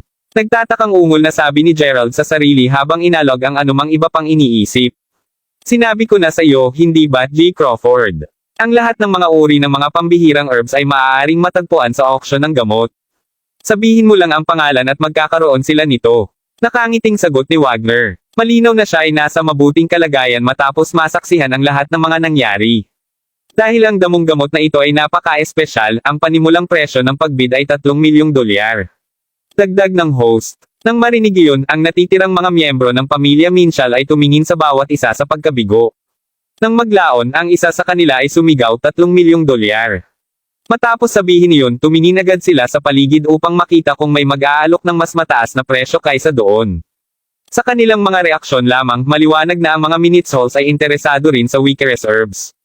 Maaari rin nilang magkaroon ng kamalayan ng mahiwagang epekto ng Wikerous Herbs. Naiisip ni Gerald sa kanyang sarili, sa halip ay nagdududa. Kasabay nito, sumigaw si Gerald ng 5 milyong dolyar. Matapos bigyan siya ng babaalang titig, gumanti ang Minitshol sa pagsigaw 7 milyong dolyar. Banal. Nasa 7 milyong dolyar na naman ito. Sumigaw ng isang tao mula sa karamihan ng tao habang ang isang kaguluhan ay nagsimulang muling gumawa. Kabanata 11-12. Mismong si Yasmin mismo ang tumingin kay Gerald bago umiling. Sa palagay ko ay hindi mo napagtanto kung gaano kaitakot ang maghirap ka sa paglaon. Kung hindi mo maiuubo ang napakalaking halaga ng pera na iyong sinabi, kung gayon hindi lamang ang mga tagapag-ayos ang maghabol sa iyo, kundi pati na rin ang Minitshols. 1,500,000 dolyar. Sigaw ni Gerald bilang ganti. Ha? Nagalit na ba ang binatang iyon? Marahil ay napakalayo na niya upang mag-alok ng mas mababang presyo. Narinig iyon, maraming tao na naruroon ang nagsimulang magngalngal ng tawa.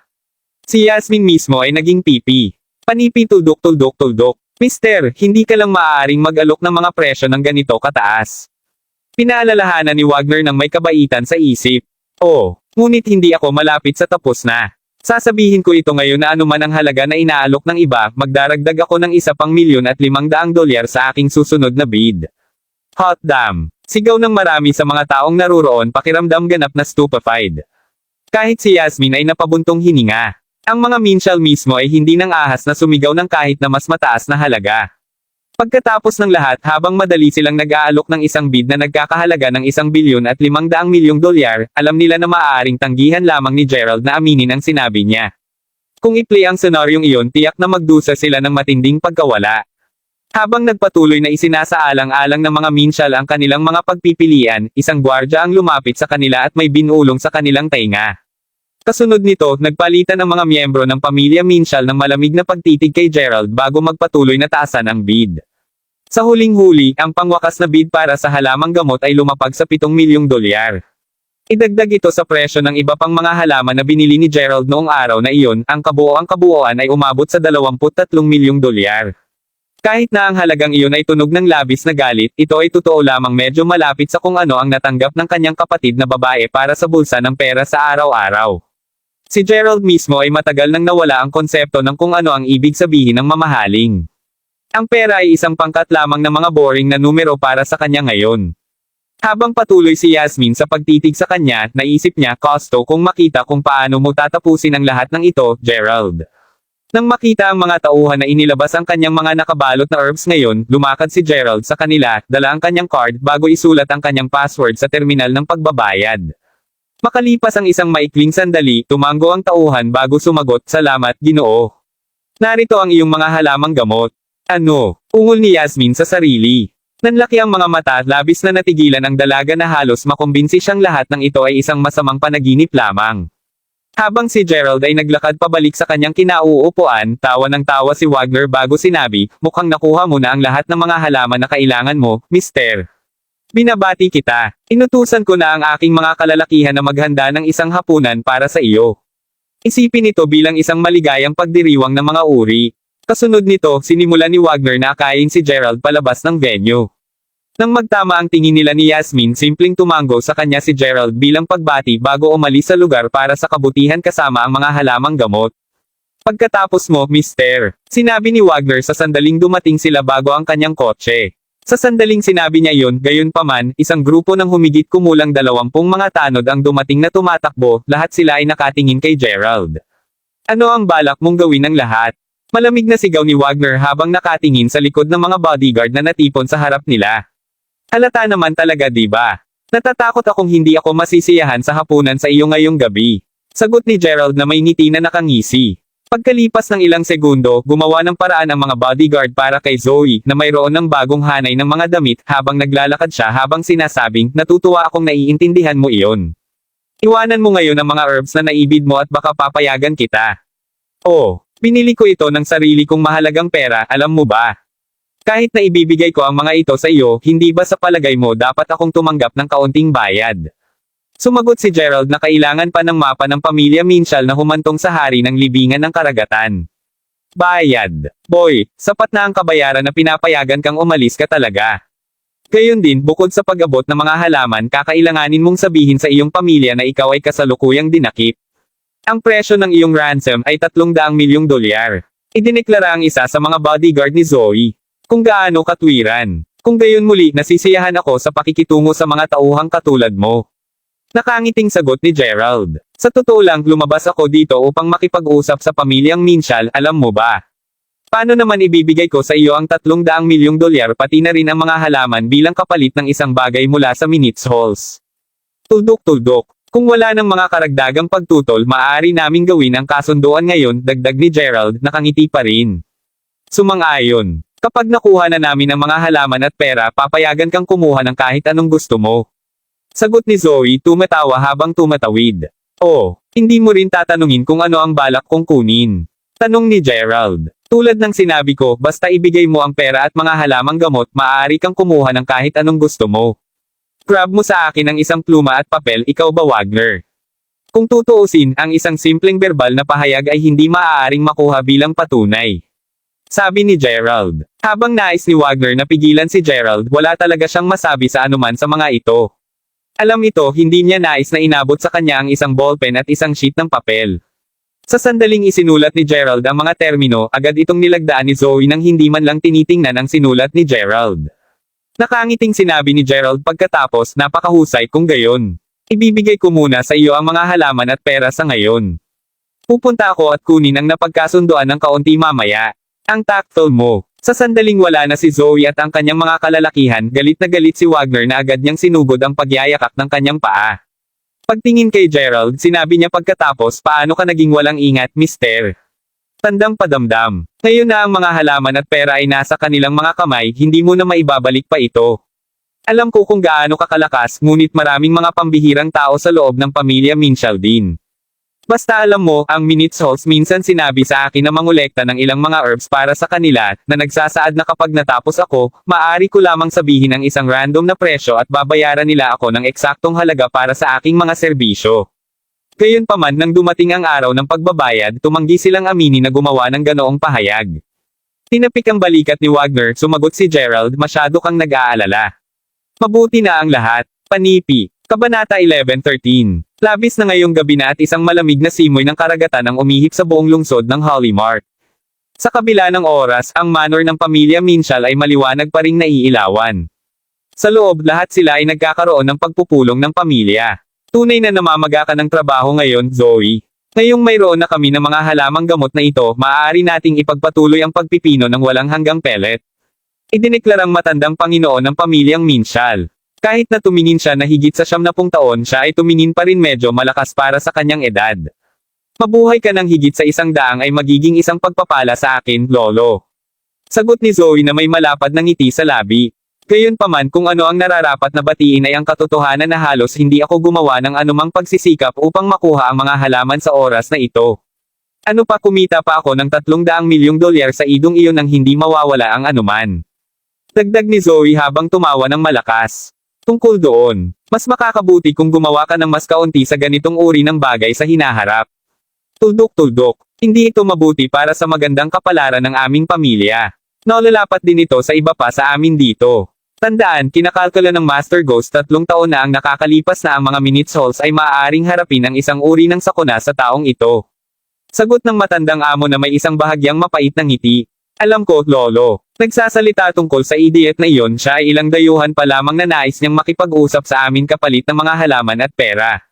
Haha, ngayon na iniisip ko ito, bakit hindi ako magpapadala ng iba upang hulihin siya? Sa pamamagitan nito, maaari nating maitimas at maubos ang mas maraming pera mula sa kanya. Nakatanda ka na upang gumawa ng sarili mong mga desisyon, Zoe.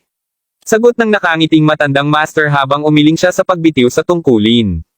Ang matandang Panginoon ay maingat na pinamamahalaang ang kanyang pamilya sa mga dekada, at matagal na siyang nawala sa anumang uri ng takot para sa mga dayuhang puwersa. Dahil dito, ang mga miyembro ng kanyang pamilya ay lantarang nanakawan sa iba ay hindi na siya nasorpresa. Sa sandaling iyon, isang lingkod ay lumakad mula sa labas. Dala ang tila isang uri ng dokumento sa kanyang mga kamay, huminto siya bago ang matandang Panginoon bago sabihin, matandang Panginoon. Ano ito? May isang binata na naghihintay sa labas at sinabi niya sa akin na ipakita ang dokumentong ito, na nilagdaan ng dalaga, sa iyo. Sinabi niya na narito siya upang kunin kung ano ang napagkasundoan. Sagot ng lingkod. Manalo ka. Ang lokong yun. To think na lumapit talaga siya sa amin. Kaya't mas mabuti pa iyan. Hindi namin siya kailangan panghuli ngayon. Pangotya ni Zoe. Nangingiling siya, ngumiti, sinabi ng matandang Panginoon, anuman, interesado akong makita kung ano talaga ang balak niyang kunin mula sa amin. Tuldok-tuldok panipi. Matapos makuha ang papel at basahin ito, gayunpaman, agad na nanlaki ang mga mata ng matandang Panginoon, sumasalamin sa kanila ang labis na galit. Slamang ang dokumento sa isang malapit na mesa pagkatapos ay sumigaw siya, ang bastard na iyon. Tiyak na nililigawan niya ang kamatayan. Panipi-panipi tuldok-tuldok-tuldok. Ano ang mali, Lolo? Tinanong ni Zoe habang siya at maraming iba pang mga miyembro ng pamilyang Minshall ay nagtataka na tumingin sa matandang lalaki. Sa halip na maghintay para sa isang tugon, kinuha ni Zoe ang dokumento para sa kanyang sarili at tiningnan ito. Dito, isinulat ni Gerald na nais kong kunin ang buong pamilyang Minshall. Manalo ka. Ano ang isang ganap na pagkatao? Natatakot akong talagang hindi niya namalayan kung gaano kalakas ang mga Minshall. To think he would dare ask for our family. Hayaan mo na lang siya. Hahayaan namin siyang tikman ang dakilang kapangyarihan ng aming pamilya. Hindi namin papayagan na mag-slide lang ang pangyayaring ito maliban kung umubo siya ng $1 bilyong. Umunga lang isa sa mga nag-aaral ng pamilya Minshall nang marami pang iba ay nagsimulang gawin ang pareho.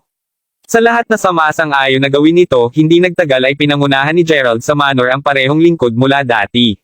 Sinalubong siya ng paningin ng lahat ng mga miyembro ng pamilya Minshall kasama ang kanilang mga panauhin na nakaupo sa magkabilang panig ng silid, kasama ng lahat na iniskan si Gerald mula ulo hanggang paa na may mga mata na mapang-uyam. Handa na ba ang lahat? Kung ito ay, maaari ka lamang mag-sign dito. Kapag natapos ko na ang aking trabaho bukas tatawagin ko ang mga miyembro ng aking pamilya upang kunin ang iyong pamilya. Sabi ni Gerald. Narinig iyon, isang pambihirang mukhang lalaki na isa sa mga panauhin ng pamilyang Minshall ang tumakbo sa likuran ni Gerald bago sumigaw, "You're bastard. Makalusot ka muna sa akin." Kagad pagkatapos hinawakan niya ang balikat ni Gerald na may hangad na magpatupad ng balikat. Nakikita kung gaano manipis at mahina ang hitsura ni Gerald, walang pag-aalinlangan ang lalaki na hindi makatiis si Gerald sa kanyang atake. Nagulat siya kahit anong pilit niyang buhatin si Gerald, hindi niya talaga siya magawa. Hindi nais na sumuko, hindi nagtagal ay naging lila ang mukha ng panauhin dahil sa lahat ng puwersang ginagawa niya. Sa kabila nito, nanatiling nakapin sa lupa si Gerald. Magsusuka ka ng dugo kung ipagpapatuloy mo ang paggawa niyon, alam mo. Sabi ni Gerald, ano? Ano ba ang sinabi mo? Sagot ng panauhin, natigilan. Alam mo, hindi ko pa rin alam kung ano ang sinusubukan mong gawin. Dito, ipapakita ko sa iyo kung paano ito tapos. Mahinang sabi ni Gerald habang nakahawak siya sa balikat ng panauhin at agad na hinahagis papuntang pintuan na parang wala siya. Ang pag-crash ng tunog ay naganap ilang segundo lamang mamaya. Kabanata 11:14. Ang mga tunog ay nagmula sa pintuan na basag sa mga piraso ng katawan ng bisita ay nabangga nito. Kahit na pagkatapos nito, nagpatuloy ang paglipad ng katawan hanggang sa tumama ito sa isang haligi na nagresulta sa pagkawasak din ng haligi. Ang landas ng pagkawasak ng bisita ay natigil lamang sa sandaling tumama ito sa isang replika na bundok na matatagpuan malapit sa isa pang nawasak na pinto. Noon, madugong-dugo ang kanyang kumukutot na katawan. Ano? Ungol ng lahat ng magkasabay. Bagaman lahat sila ay nakangiti kanina, ang lahat ng kanilang mga ekspresyon ay naninigas ngayon. Upang isipin na ang binata ay may ganoong hindi makajos na lakas. Matapos masaksihan iyon, lahat ng iba pang mga mag-aaral ng pamilya Minshall na kanina pa yumengal na bugbugin si Gerald ay nagpalitan sa pag-urong sa gilid. Masters, pagsamahin ang iyong mga puwersa at kunin siya. Utos ni Zoe, halata sa boses nito ang bahagyang takot niya. Hindi niya inaasahan na mangyari ang anuman sa mga ito. Narinig iyon, ang kilalang mga panauhin ng pamilyang Minshall na lahat ay nakaupo sa dulo ng mesa, ay nagpalitan ng tingin bago mabilis na tumakbo upang palibutan si Gerald. Gayunpaman, bago sila makaatake, simpleng binuhat ni Gerald ang isang kamay bago i-flick ang isang daliri sa isang haligi ng bato sa tabi niya. Pagkalipas ng isang segundo ng katahimikan, biglang naglabas ang mga nakakabulag na sinag mula sa kung saan siya pumitik, at pagkaraan ng isang paputok na tunog, may isang butas na lumitaw sa kabilang dulo ng haligi habang may ilaw na bumaril mula rito. Sa puntong iyon, ang mga bitek na mukhang katulad ng mga web ng gagamba ay nabuo na sa haligi. Nakatitig sa takot, pinanood ng mga amo ang buong poste ay sumabog bago ang kanilang mga mata. Karamihan sa lugar ay pansamantalang ulap sa mga puting labi at nang sa wakas ay malinis muli, ang mga masters ay makikita lahat ng nakataas ang dalawang kamay. Labis na kinilabutan, lahat sila ay itinatago ang kanilang mga kamay sa hangin, hindi naglakas loob na ilipat kahit 1 pulgada. Kung magagawa yun ni Gerald sa isang haligi, lahat sila ay labis na natakot upang isipin kung ano ang mangyayari kung gagamitin niya ang parehong paggalaw sa kanila. Mas kinilabutan ng mga masters na kinilala ang antas ng kapangyarihan na ito. Ang kapangyarihang ito, ang taong ito ay walang alinlangan na isang mahusay na master. Nakikita kung gaano takot kahit na ang mga Panginoon, ang iba pang mga miyembro ng pamilyang Minshall ay nanatiling frozen din sa lugar, lahat sila ay kinilabutan ng takot. Sa lahat na tila nabubusog sa takot, gumawa ito para sa isang kakaibang eksena. Gerald, gayunpaman, ay hindi tumingin masyadong abala tungkol dito habang siya ay lumakad papunta sa matandang Panginoon. Kapag nasa harap na siya ng matandang lalaki, inilagay niya ang form ng kasunduan na inihanda niya sa harap ng matandang Panginoon bago sabihin, tingnan mo muna ito. Kung walang anumang mga karagdagang problema, pirmahan lamang ito. Pagkatapos ay muli kahit na may mga problema, kailangan mo pa ring gawin ito. Nakangiting innocent pagkatapos ay idinagdag ni Gerald. Kung hindi, papatayin ko ang lahat sa silid. Agad na lumamon ang matandang amo habang nagpatuloy ang pintig ng kanyang puso. Ngayon ay nabasa ng malamig na pawis, sinabi ng matanda pagkatapos, Sir. Kasalanan ng aking apo na hindi niya namalayan kung gaano kakalakas at maimpluwensyang ikaw ay. Sa kanyang ngalan, humihingi ako ng paumanhin para sa kanyang galit sa iyo. Mangyaring tanggapin ang aking paghingi ng tawad. Hindi kailangan ng paumanhin. Anuman, magkakaroon ka lamang ng ilang segundo upang isaalang-alang. Kapag natapos ko na ang pangungusap na ito, mas mabuti na agad mong pirmahan mo ito. Kung hindi man pirmahan ko ito, pirmahan ko ito ngayon. Tumango ang matandang Panginoon na nararamdaman ngayon, bukod sa takot na takot kapwa nagsisisi at nagagalit. Nagkaroon sila ng napakagandang at kasiyasyang buhay bago ito. Tuldok-tuldok. Bakit nila kinainsulto ang isang walang ingat at walang katwirang tao? Bakit lang, sir? Maunawaan na kakailanganin ko ng hindi bababa sa 2 araw upang tipunin ang lahat ng mga pag-aari ng pamilya Minshall. Tuldok-tuldok. Ihahanda ko ang lahat ng mabuti sa gayon ay inaasahan kong payagan mo ang kaunting pagkaantala, pakiusap ng nababagabag na matanda. Ayos lang ako sa ganon. Darating ako at kukuha ng lahat ng 9:00 ng gabi sa loob ng 2 araw. Kapag bumalik ako, kakailanganin mong ilista ang lahat ng mga assets para sa akin. Anuman, kailangan ko pa ring mag-angkin ng ilang mga interes. Panipi-panipi, tuldok-tuldok-tuldok. Ano ang gusto mo? Tanong ng matanda habang goal. Narinig ko na ang mga ninuno ng pamilyang Minshall ay sabay na naghukay at ninakaw ang isang pares ng mga charms ng jade mula sa hari ng libingan ng karagatan. Sagot ni Gerald. Panipi, tuldok-tuldok-tuldok. Habang totoo na ang ating mga ninuno ay naipasa ang mga anteng-anteng sa ating henerasyon, maniwala ka sa akin nang sinabi kong kamakailan silang ninakaw ng isang babae. Bilang isang resulta, kasalukuyang wala kaming mga charms, hindi ko sila kailangan. Ang gusto ko ay ang mapa na ginamit mo upang magtungo sa hari ng palasyo ng karagatan. Putol ni Gerald. Ha? Sumagot ang matanda, ang kanyang ekspresyon ngayon na ipinapakita kung gaano siya kabado. Ang mapa sa lugar ng hari ng karagatan ay ang pinakamahalagang mana ng pamilya Minshall. Maraming mga ninuno ng kanilang pamilya ang natapos na mawala ang kanilang buhay upang makuha lamang ito. Ang mapa lamang ay maaaring isaalang-alang na maging ang pundasyon ng pamilya Minshall. Kung hindi mo ito iabot, papatayin ko lang lahat. Sabi ni Gerald, ang tono pa rin ng kanyang lamig tulad ng dati. Alam na alam ni Gerald na ang Minute Souls ay palaging nakitungo sa mga bagay na hindi makatwiran. Bilang isang resulta, naramdaman niya na hindi na kailangang talunin ang boss kasama nila. Kabanata 11:15. Ibibigay ko ito. Sigaw ng matandang Panginoon, maliwanag ang kanyang napakalubhang kalungkutan. Gayunpaman, wala talaga siyang pagpipilian kundi sumunod. Mga lalaki, kunin ang mapa para sa kanya.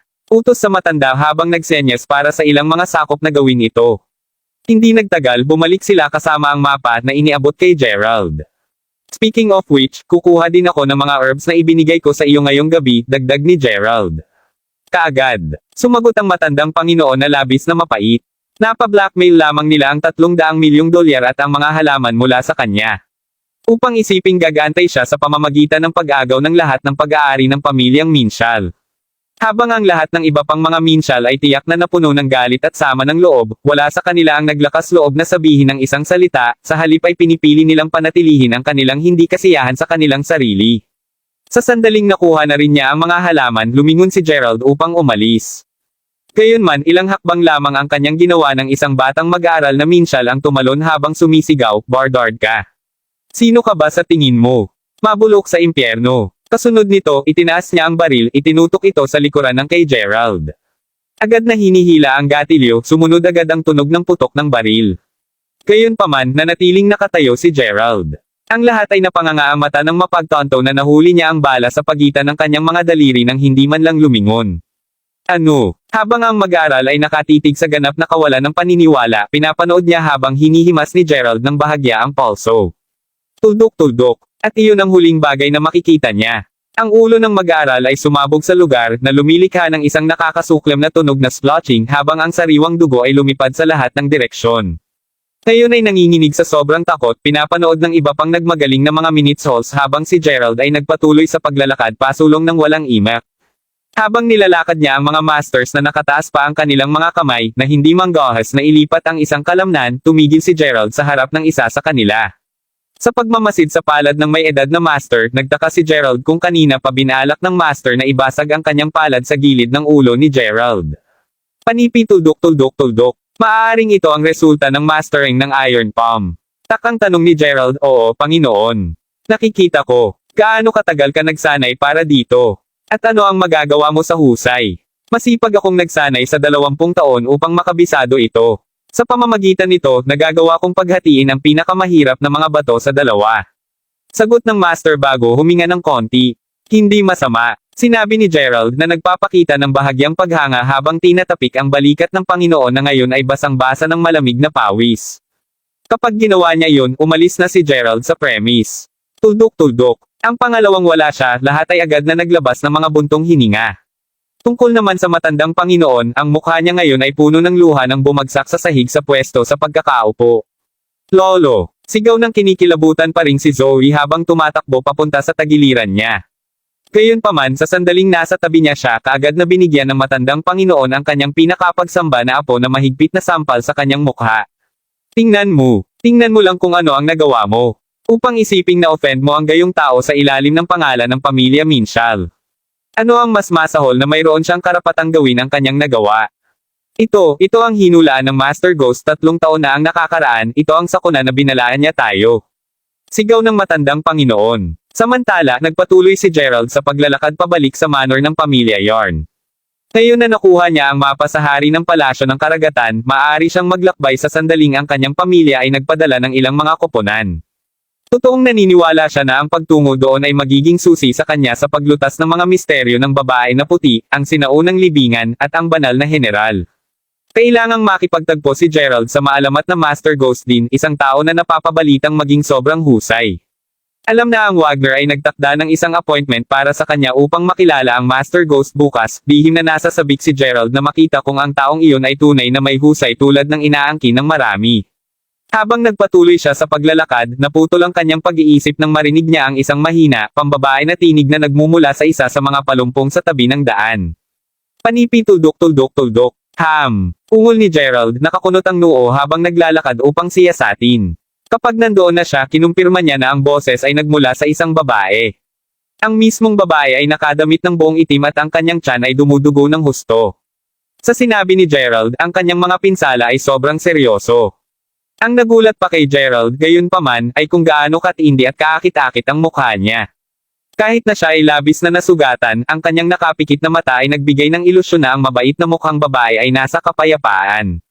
Kabanata 11:16. Sa isang paraan, ang kanyang mukha kahit papaano kay Gerald ay isang halimbawa ng aklat sa isang kagandahang oriental.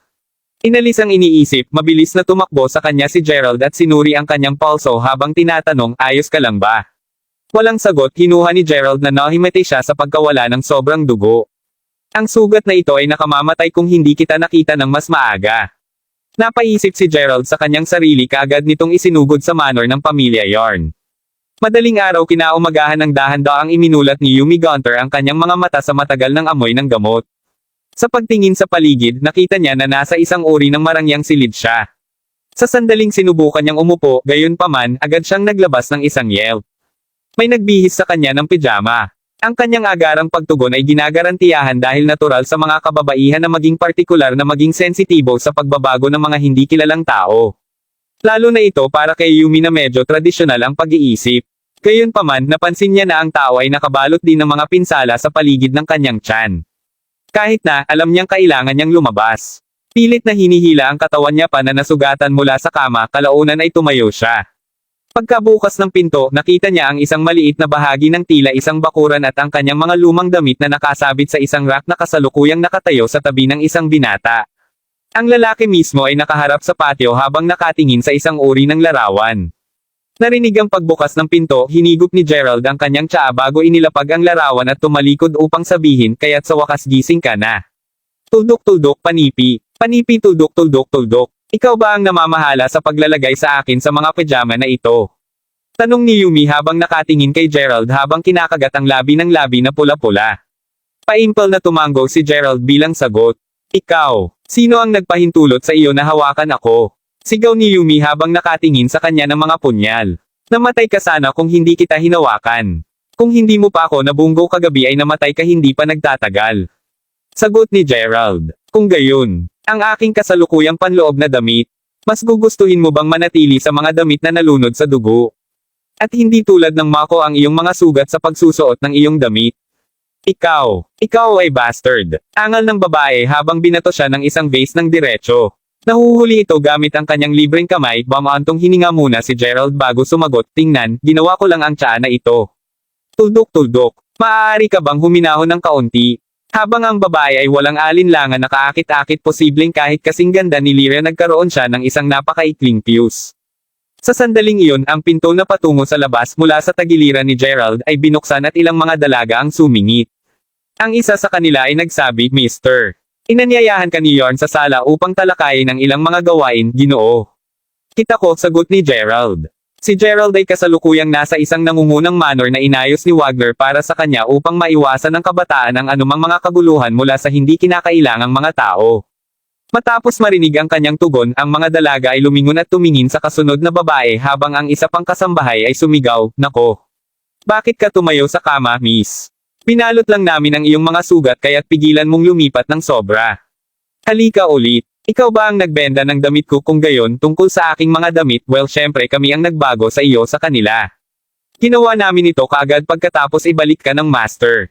Sagot ng ibang maid. Nang marinig iyon sinulyapan ni Yumi si Gerald habang iniisip kung iyon ang kaso, inakusahan ko siya sa isang bagay na hindi pa niya nagagawa. Panipi tuldok-tuldok-tuldok. Bakit mo inamin na ginawa mo ang lahat ng iyon kung hindi mo nagawa ang alinman sa mga ito? Tanong ni Yumi. Hindi. Ikaw lang ang nag-aakala sa nangyari. Sagot ni Gerald habang umiling-iling siya ng mapait na ngiti. Ano man, nandyan ka. Ito ay tungkol sa oras upang muling mag-apply ng gamot sa kanya. Alalahaning ilapat ito tuwing 3 oras upang walang maiiwan na mga galo sa kanyang tiyan sa sandaling gumaling ang kanyang mga pinsala, dagdag ni Gerald habang ngumiti siya ng mahina sa isa sa mga maid. Opo, Ginoo. Kasunod nito, ngumiti siya habang tumango kay Yumi bago umalis upang salubungin si Wagner. Pinapanood siyang naglalakad, hindi mapigilan ni Yumi na mag-isip bakit pakiramdam ng pamilyar sa taong iyon. Tuldok-tuldok. Nagtataka ako kung dahil lang sa pagligtas niya sa akin, sa sandaling nawala si Gerald, agad na nagtipon ng mga dalaga sa kanya bago taos-pusong sinabi, patawarin kami, miss, ngunit napakaganda mo. Sabihin sa katotohanan, marahil ikaw ang pinakamagandang babae na nakita ng alinman sa atin sa planetang ito. Narinig ang kanilang mga salita ng paghanga, agad na ibinaba ni Yumi ang kanyang kaakit-akit na mukha upang maitago ang namumulang pisngi. Pinahahalagahan ko ang mga papuri. Gayon din, salamat sa pagligtas sa akin. Walang problema, miss. Pinag-uusapan kung alin paano ka nasaktan, miss. Ikaw ay malubhang nasugatan kagabi at sa sinabi sa atin ng master, ang iyong tiyan ay hindi sinaktan ng isang ordinaryong talam. Nagtatakang tanong ng isa pang maid habang ang grupo ng mga maid ay dahan-daang sinusuportahan siya pabalik sa silid. Kabanata 11:17. Tungkol kay Gerald, tinawag siya ni Wagner upang pareho silang maaaring magtungo upang makilala ang Master Ghost sa Langburn Church, na matatagpuan sa Langburn Mountain na hinirang ni Wagner noong nakaraang araw. Noong nakaraan, hindi talaga naniniwala si Gerald sa tinaguriang Masters of Fortune saying. Inisip niya lamang silang mga tao na masigasig na linlanggan ang iba. Gayunpaman, mula sa sandaling unang nalaman niya ang tungkol sa kamanghamanghang matandang pulubi sa Muriel, ang kanyang pananaw sa kapalaran ay nagsimulang magbago. Bukod sa lahat ng mga nakakatawang bagong karanasan na pinagdaanan niya, si Gerald ay mayroon ding ibang dahilan upang maniwalang si Master Ghost ang tunay na pakikitungo. Pagkatapos ng lahat, matagumpay na nahulaan ng Master Ghost ang mga kaganapang darating kay Alice, Wagner, at maging sa pamilyang Minshall. Lahat ng sinabi niya sa huli ay natupad. Dahil nahulaan ng Master Ghost na magkakasama ang magkatuluyan na Wagner at Gerald, alam ni Gerald na mayroong pagkakaroon ng pagkakataong matutunan niya ang tungkol sa kinaroroonan ni Mila at ng kanyang tiyuhin nang makilala si Master Ghost. Sa pag-iisip na iyon, medyo inaasahan ni Gerald na makilala ang Master. Matatagpuan sa isang bundok sa hilaga ng lungsod ng Hollymark, ang Langburn Mountain mismo ay isang lugar na napapaligiran ng mga bangin at mga lumang puno ng pine. Kung ang isang tao ay tatayo sa tuktok ng bundok, makikita nila ang kabuuan ng lungsod ng Hollymark. Dahil ang lungsod mismo ay medyo malaki, ang sinumang tumitingin dito mula sa bundok ay makikita na umaabot hanggang sa abot tanaw, kaya't sa katunayan, na ang pagtatapos ng Hollymark City kung minsan ay parang nakikipagtagpo ito sa kalangitan. Ang pagtitig mula sa itaas kahit na ang isang puwang na maaaring magkasya sa 10,000 ng mga tao ang nagbigay ng impresyon na ang laki lamang ng isang matchbox. Sino mang nakakita ng ganoong eksena ay walang alinlangang mapaalalahanan kung gaano kahalaga ang mga tao. Karaniwang makakahanap ang isa ng maraming tao sa paanan ng burol. Pagkatapos ng lahat, maraming tao ang nagpunta sa Langburn Mountain upang manalangin, at marami pang iba ang nagtungo doon upang magbayad ng formal na pagbisita kay Master Ghost sa pag-asang maipahayag ang kanilang kapalaran. Tulad ng para sa Langburn Church, ito ay isang simple ngunit may hitsura sa dating gusali na, mula sa malayo, nagbigay ng impresyon na hindi ito labis na maluwang. Habang ang mga simbahan sa kasalukuyan ay karaniwang binago ng maganda at marangya, mula noong araw na itinayo ito, maraming taon na ang nakalilipas na panatili ng Langburn Church ang mga nakakusang, kulay grayish puting dingding pati na rin ang mga namumulang brown na brick at tile na matatagpuan buong paligid ng gusali. Sa kabila ng maraming tao na patuloy na bumibisita sa Langburn Mountain, ang bundok ay nagawang mapanatili ang gun at castle-anan nito, ginagawa itong isang natatanging lugar. Bumabalik kina Gerald at Wagner sa oras na pareho silang nakarating sa paanan ng bundok, ang daanan mula sa paa hanggang sa tuktok ng bundok ay napuno na ng mga tao. Pagtingin ko sa paligid, napunta si Gerald sa ilang sandali. Hindi man niya sigurado kung nag-iisip lang siya ng mga bagay, ngunit nakatayo ng medyo malayo sa kanya, ay isang napakakaaya-ayang babae. Sa gayon, hindi maganda ang likod niya mula sa nakikita ni Gerald. Pinapanood habang pinapasok siya ng mga dalaga ng babae sa kanyang kotse, hindi nakuha ni Gerald ang kahit kaunting sulyap sa kanyang mukha dahil sa isa sa mga maid na may hawak na isang payong, na ganap na nakaharang sa kanyang paningin sa kanya pagpasok niya sa sasakyan. Nanlaki ang mga mata sa kanyang paggol, nakatitig lang si Gerald habang pinapanood ang pag-drive ng kotse. Kudlit tuldok. Siya, mukha siyang katulad. Kung hindi dahil sa katotohanang alam niyang nawawala ang kasintahan, madali sanang maiisip ni Gerald na ang babaeng nakita niya lang ay si Mila. Pagkatapos ng lahat, ang likod ng patas na leeg ng babaeng iyon ay mukhang hindi kapanipaniwala na katulad sa kasintahan. Ang biglaang pagkabigla ng eksena ay halos nagawang gumuho para sa segundo ang kanyang makatuwirang panig na iniisip na ito talaga ang magiging kanya. Gayunpaman, mabilis niyang natipon muli ang kanyang mga saloobin, itinuturing na medyo kakaiba ang sitwasyon. Agad niyang pinaalalahanan ang kanyang sarili na hindi lamang matagal na nawala si Mila ngayon, ngunit dahil na-capture siya ng Sun League, mas lalong hindi posible para sa kanya na gumala tulad nito. Umiling-iling lang si Gerald, inilahad ang pangyayari bilang isang ilusyon lamang niya. Marahil ay dahil sa sobrang pagkawala niya ng Mila. Gayunpaman, hindi mapigilan ni Gerald na mapang-anga habang pinagmamasdan ang kotseng patuloy na humimok palayo. Seryoso niyang isinasaalang-alang ang paghabol sa kotse na iyon upang makita kung totoong si Mila ito o hindi. Kahit na hindi siya, madali siyang makapagpahinga ng madaling alam na hindi niya pinalampas ang isang pagkakataon na makita siya muli. Sa sandaling iyon, bigla niyang naramdaman ang isang paghugot sa kanyang braso bago marinig ang isang pambansang tinig na tumawag, "Hoy, Gerald! Ilang beses na akong tumawag sa iyo. Hindi mo ba ako naririnig?" Hinugot mula sa kanyang tren ng pag-iisip at bumalik sa kasalukuyan, lumingon si Gerald upang tingnan ang may-ari ng tinig. Tulad ng nangyari, ang babaeng humawak sa kanyang braso ay si Yasmin. "Sino ang tinitingnan mo pa? Sa oras na nakita mo ang kagandahang iyan, nanlaki ang iyong mga mata na maraming nalalaman. Hindi ko talaga akalain na ikaw ay ganoong tao, Gerald," sabi ni Yasmin. "Anong gusto mo?" tanong ni Gerald sa isang malinaw na inis na tono. Pagkatapos ng lahat, nag-ambala siya ni Yasmin sa panahon ng isang napakakritikal na sandali. "Ngayon kung anong uri ng tono kahit na. Lumapit ako upang batiin ka ngunit ganito ang pakikitunguhan mo sa akin," sabi ni Yasmin na tila hindi pa matigas ang ulo tungkol sa pagpapatuloy na kausapin si Gerald. Huminga ng malalim, lumingon ulit si Gerald sa kotse. Gayunpaman, ito ay ganap na wala sa paningin. Matapos pag-isipan ito sandali, initsok niya ito habang simpleng pag-iisip niya tungkol dito. Anuman dahil si Yasmin ay naging masigasig na kausapin siya ng bigla, nahahanap niya ngayon na medyo awkward na siya ang nagtrato sa kanya ng ganoong mga segundo lamang ang nakakaraan. Napaisip lang ako kanina. Sorry, casual na sagot ni Gerald. Tinakpan ang bibig niya sa chuckle, sinabi ni Yasmin, ngayon yun ang alam kong Gerald. Haha, panipi. Kabanata 11:18. Kaya sabihin mo sa akin, Gerald, bakit ka pa napalabas dito? Maaaring ikaw ay umaasa na makilala ang Master Ghost upang mabasa ang iyong pagmamahal. Sinabi nila na ang kanyang mga hula ay lubos na tumpak, alam mo. Sabi ni Yasmin. Sa ganoon pasimpleng umiling si Gerald. Wala talaga siyang kausap at sa pamamagitan ng kanyang pag-uugali, inaasahan ni Gerald na sa kalaunan ay makuha ni Yasmin ang pahiwatig at maunawaan na talagang ayaw niyang ipagpatuloy ang pakikipag-chat sa kanya. Nakikita ko. Kaya tiyak na ginawa ko ito. Inaasahan kong nahulaan niya ang magagandang bagay tungkol sa aking buhay paibig.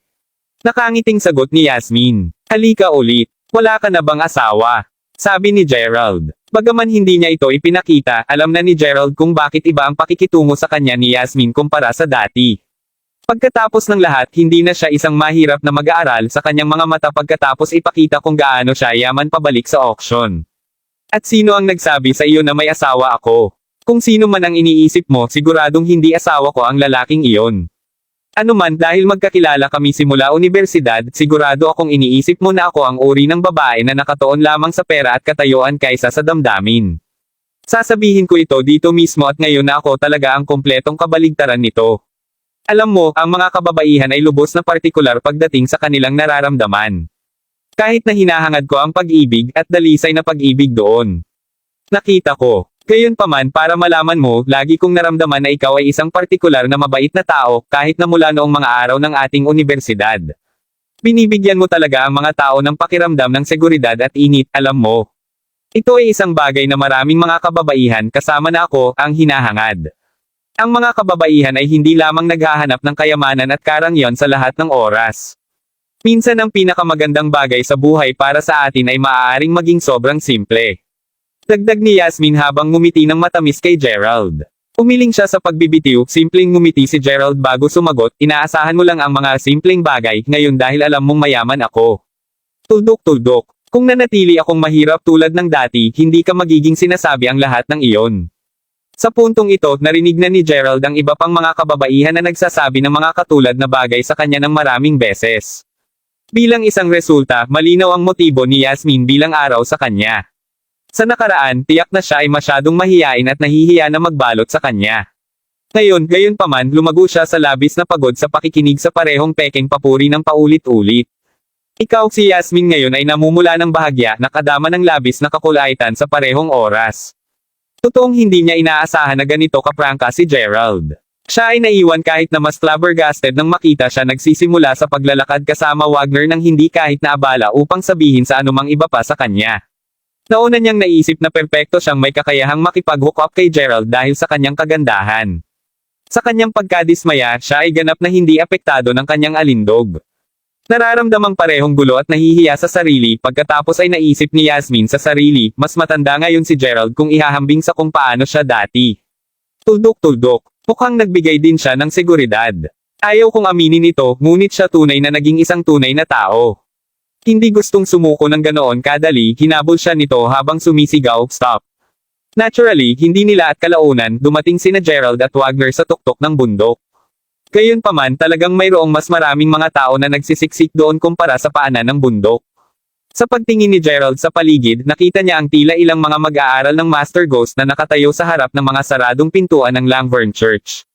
Tila aktibo nilang ipinagbabawal ang anumang mga bisita na pumasok. Papasukin mo kami. Matagal na din kaming naghintay, alam mo. Bakit mo kami pinipigilan na pumasok? Oo. Sa pagtingin nito, maaaring lalong lumala ang simbahan at hindi namin makilala ang Panginoon pagkatapos. Para sa halatang kadahilanan, marami sa mga bisita doon ang nagreklamo ng malakas sa mga apprentice. Ngayon, ang master ay magbibigay lamang ng madla sa isang solong kakilala niya na nagmula sa malayo. Para sa natitira sa iyo, mangyaring bumaba ng burol at bumalik sa susunod, sagot ng isa sa mga mag-aaral. Kung gayon paano kung babayaran kita upang makita siya? Balak kong makilala siya ngayon upang maipahayag ang aking buhay paibig. Tanong ni Yasmin na kanina pa naglalakad sa tabi ni Gerald habang hinihimas niya ng bahagya ang braso ni Gerald. Ang isang pagkasuklam sa kanyang mukha, simpleng sumimangot si Gerald bago ilayo ang braso nito sa braso niya. Parin, ang Master Ghost na ito ay isang manghuhula lamang, hindi ba? To think na maglagay siya ng mga ganitong airs. Napaisip si Gerald sa kanyang sarili, medyo nalibang. Habang iniisip ni Gerald ang kanyang sarili, sinabi ng isa pang bisita, Mister, mayroon akong ilang mga kagyat na isyo upang kausapin siya tungkol sa tuldok-tuldok. Mangyaring sabihin ang anumang mga kondisyon na maaari kong matupad upang makilala siya ngayon. Wala naman. Tumanggi lamang siyang makilala ang iba pa ngayon makatipid para sa kanyang kakilala. Mabait na umalis mga kababaihan at Ginoo, sagot ng mag-aaral habang umiling. Sa oras na natapos ang kanyang pangungusap, biglang lamusong ang mga pintuan ng simbahan. Kabanata 11:19. Lumabas ng hagdan ang isang binata na nakasuot ng itim na balabal. Nang makita siya ng mga bisita, tahimik silang lahat. Tungkol naman sa mga mag-aaral, agad silang yumuko ng may paggalang bago sumigaw ng sabay, Senior. Ang kilalang panauhin na hinihintay ng master ay dumating na, sabi ng lalaki habang sinusuri ang karamihan ng tao na nakangiti. Maaari ko bang malaman kung sino sa inyo ang nagpunta sa pangalang G. Gerald Crawford? Mula sa North Bay. Dagdag ng lalaki. Ako iyon. Sagot ni Gerald habang nakakunot ang noo niya. Upang isipin na ang mahiwagang Master Ghost ay hinulaan pa na darating siya ngayon upang bisitahin siya. Pagbati, G. Crawford. Ang Master ay naghihintay para sa iyo sa pinakamahabang oras at naghanda na siya ng ilang mga tsaa para sa iyo. Mangyaring sundan ako, sabi ng batang pari habang yumuko. Nagulat saka sumagot si Gerald, ang pinakamahabang oras. Mula kailan eksaktong nahulaan niya ang aking pagdating? Sa pagkakaalam ko, sinabi lamang sa kanya ni Wagner kahapon na pupunta ako ngayon upang bisitahin siya. Alam ba ni Master Ghost ang tungkol sa aking tunay na pagkatao? Habang matagal na niyang tinanggap na ang mga artifact tulad ng larawan ng araw, ay may kakayahang hulaan ang hinaharap, totoong hindi makapaniwala si Gerald na ang isang tao ay may hawak ding ganoong mga kakayahan. Sa totoo lang, ang paghahayag ay nagdulot ngayon kay Gerald na sabay na mainggit, nagpapasalamat, at magalit sa misteryosong tao. Pagkatapos ng lahat, ang Master Ghost ay parang isang tao na bihasa sa lahat at palaging nasa ilalim ng kanyang kontrol. Kinamumuhian ni Gerald ang mga nasabing tao at masigasig siya ngayon na malaman ang totoong lawak ng lakas ng Master Ghost. Tinulaan ito ng Master mga isang taon na ang nakalilipas, mahinahon na sagot ng mag-aaral. Gayunpaman, naramdaman ni Gerald na lumaktaw ang kanyang puso sa oras na marinig niya iyon. Dahil napakakapangyarihan niya, kailangan ko talaga siyang makilala ngayon. Nakita ko. Humantong ka sa daan kung gayon. Sabi ni Gerald habang nagsisimulang sundin ang lalaki sa simbahan. Ang unang lugar na kanilang tinahak ay tila isang malaking bulwagan na may estatwa ng Diyos na inilagay sa harap mismo para sumamba ang mga tao. Matapos lumakad doon, pumasok sila sa kung ano ang tila isang panloob na korte ng uri. Ang lugar na ito ay puno ng mga pabango na inilabas mula sa isang burner ng langis, at nakaupo na naka-crossleg sa harap nito ay isang matandang lalaki. Pumikit ang kanyang mga mata at lumitaw na nagmumuni-muni ang matanda. Nakikita ang isang table ng tsaa bago ang matanda, na pagtanto ni Gerald na ang samyu ng tsaa ay kaaya-aya ring halo sa pabango mula sa oil burner.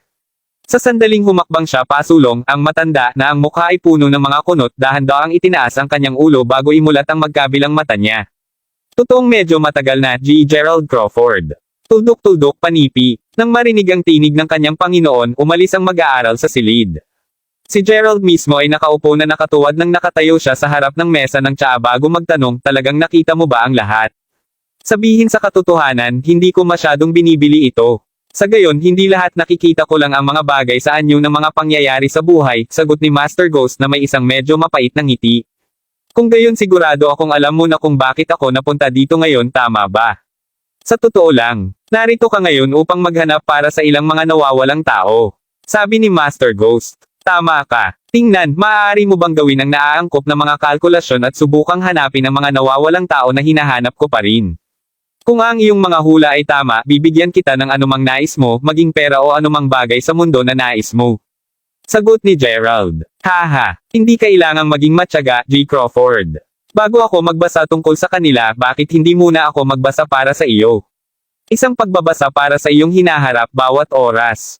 Magiging matapat ako at sasabihin na ang bahagyang pamumula sa paligid ng iyong noo ay hindi magandang tanda.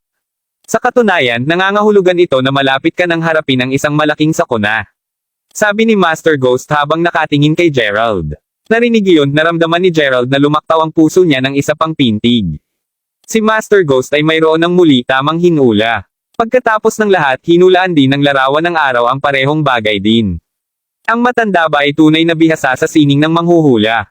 Dahil sa hinulaang sakuna na posibleng mamatay sa pagbaybay kay Gerald, dumating siya palabas dito upang hanapin lamang ang hari ng palasyo ng karagatan sa pag-asang malutas ang mga lihim ng sakuna. Ano nga ba ang ugnayan sa pagitan ng babaeng nakaputi at ng Diyos na kamukhang kamukha niya? Panipi tuldok. Alam ko na kung ano ang sinabi mo lang sa akin. Kahit na, ang pinakamahalagang bagay sa akin ngayon ay alamin kung nasaan ang mga taong hinahanap ko ngayon. Tuldok. At upang malaman din kung buhay pa sila, sagot ni Gerald, sa wakas ay pinili mong maniwala kay Master Ghost. Tila pinahahalagahan kanila, G. Crawford. Pagaling. Hayaang magsimula ang pagbabasa, sabi ni Master Ghost na bahagyang tumango. Gamit ang isang alon ng kanyang kamay, ang mga kurtina sa itaas ng lahat ng mga pintuan at bintana sa silid ay agad na ibinaba. Kasunod nito, isang bahagi ng sahig na gawa sa kahoy sa gitna ng silid ang bumukas habang ang isang higanteng instrumento ay dahan-daang tumaas mula sa ibaba.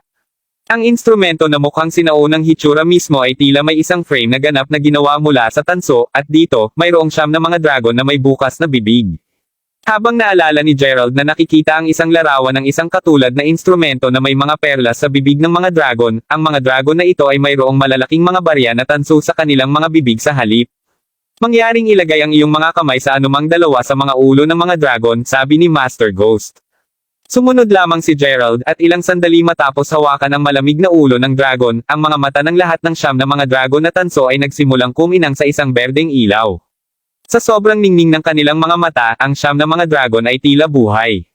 Habang nagpatuloy na nakatingin sa kanila si Gerald, nagtagal ay narinig niya ang mga tunog na clinking na nagmumula sa instrumento.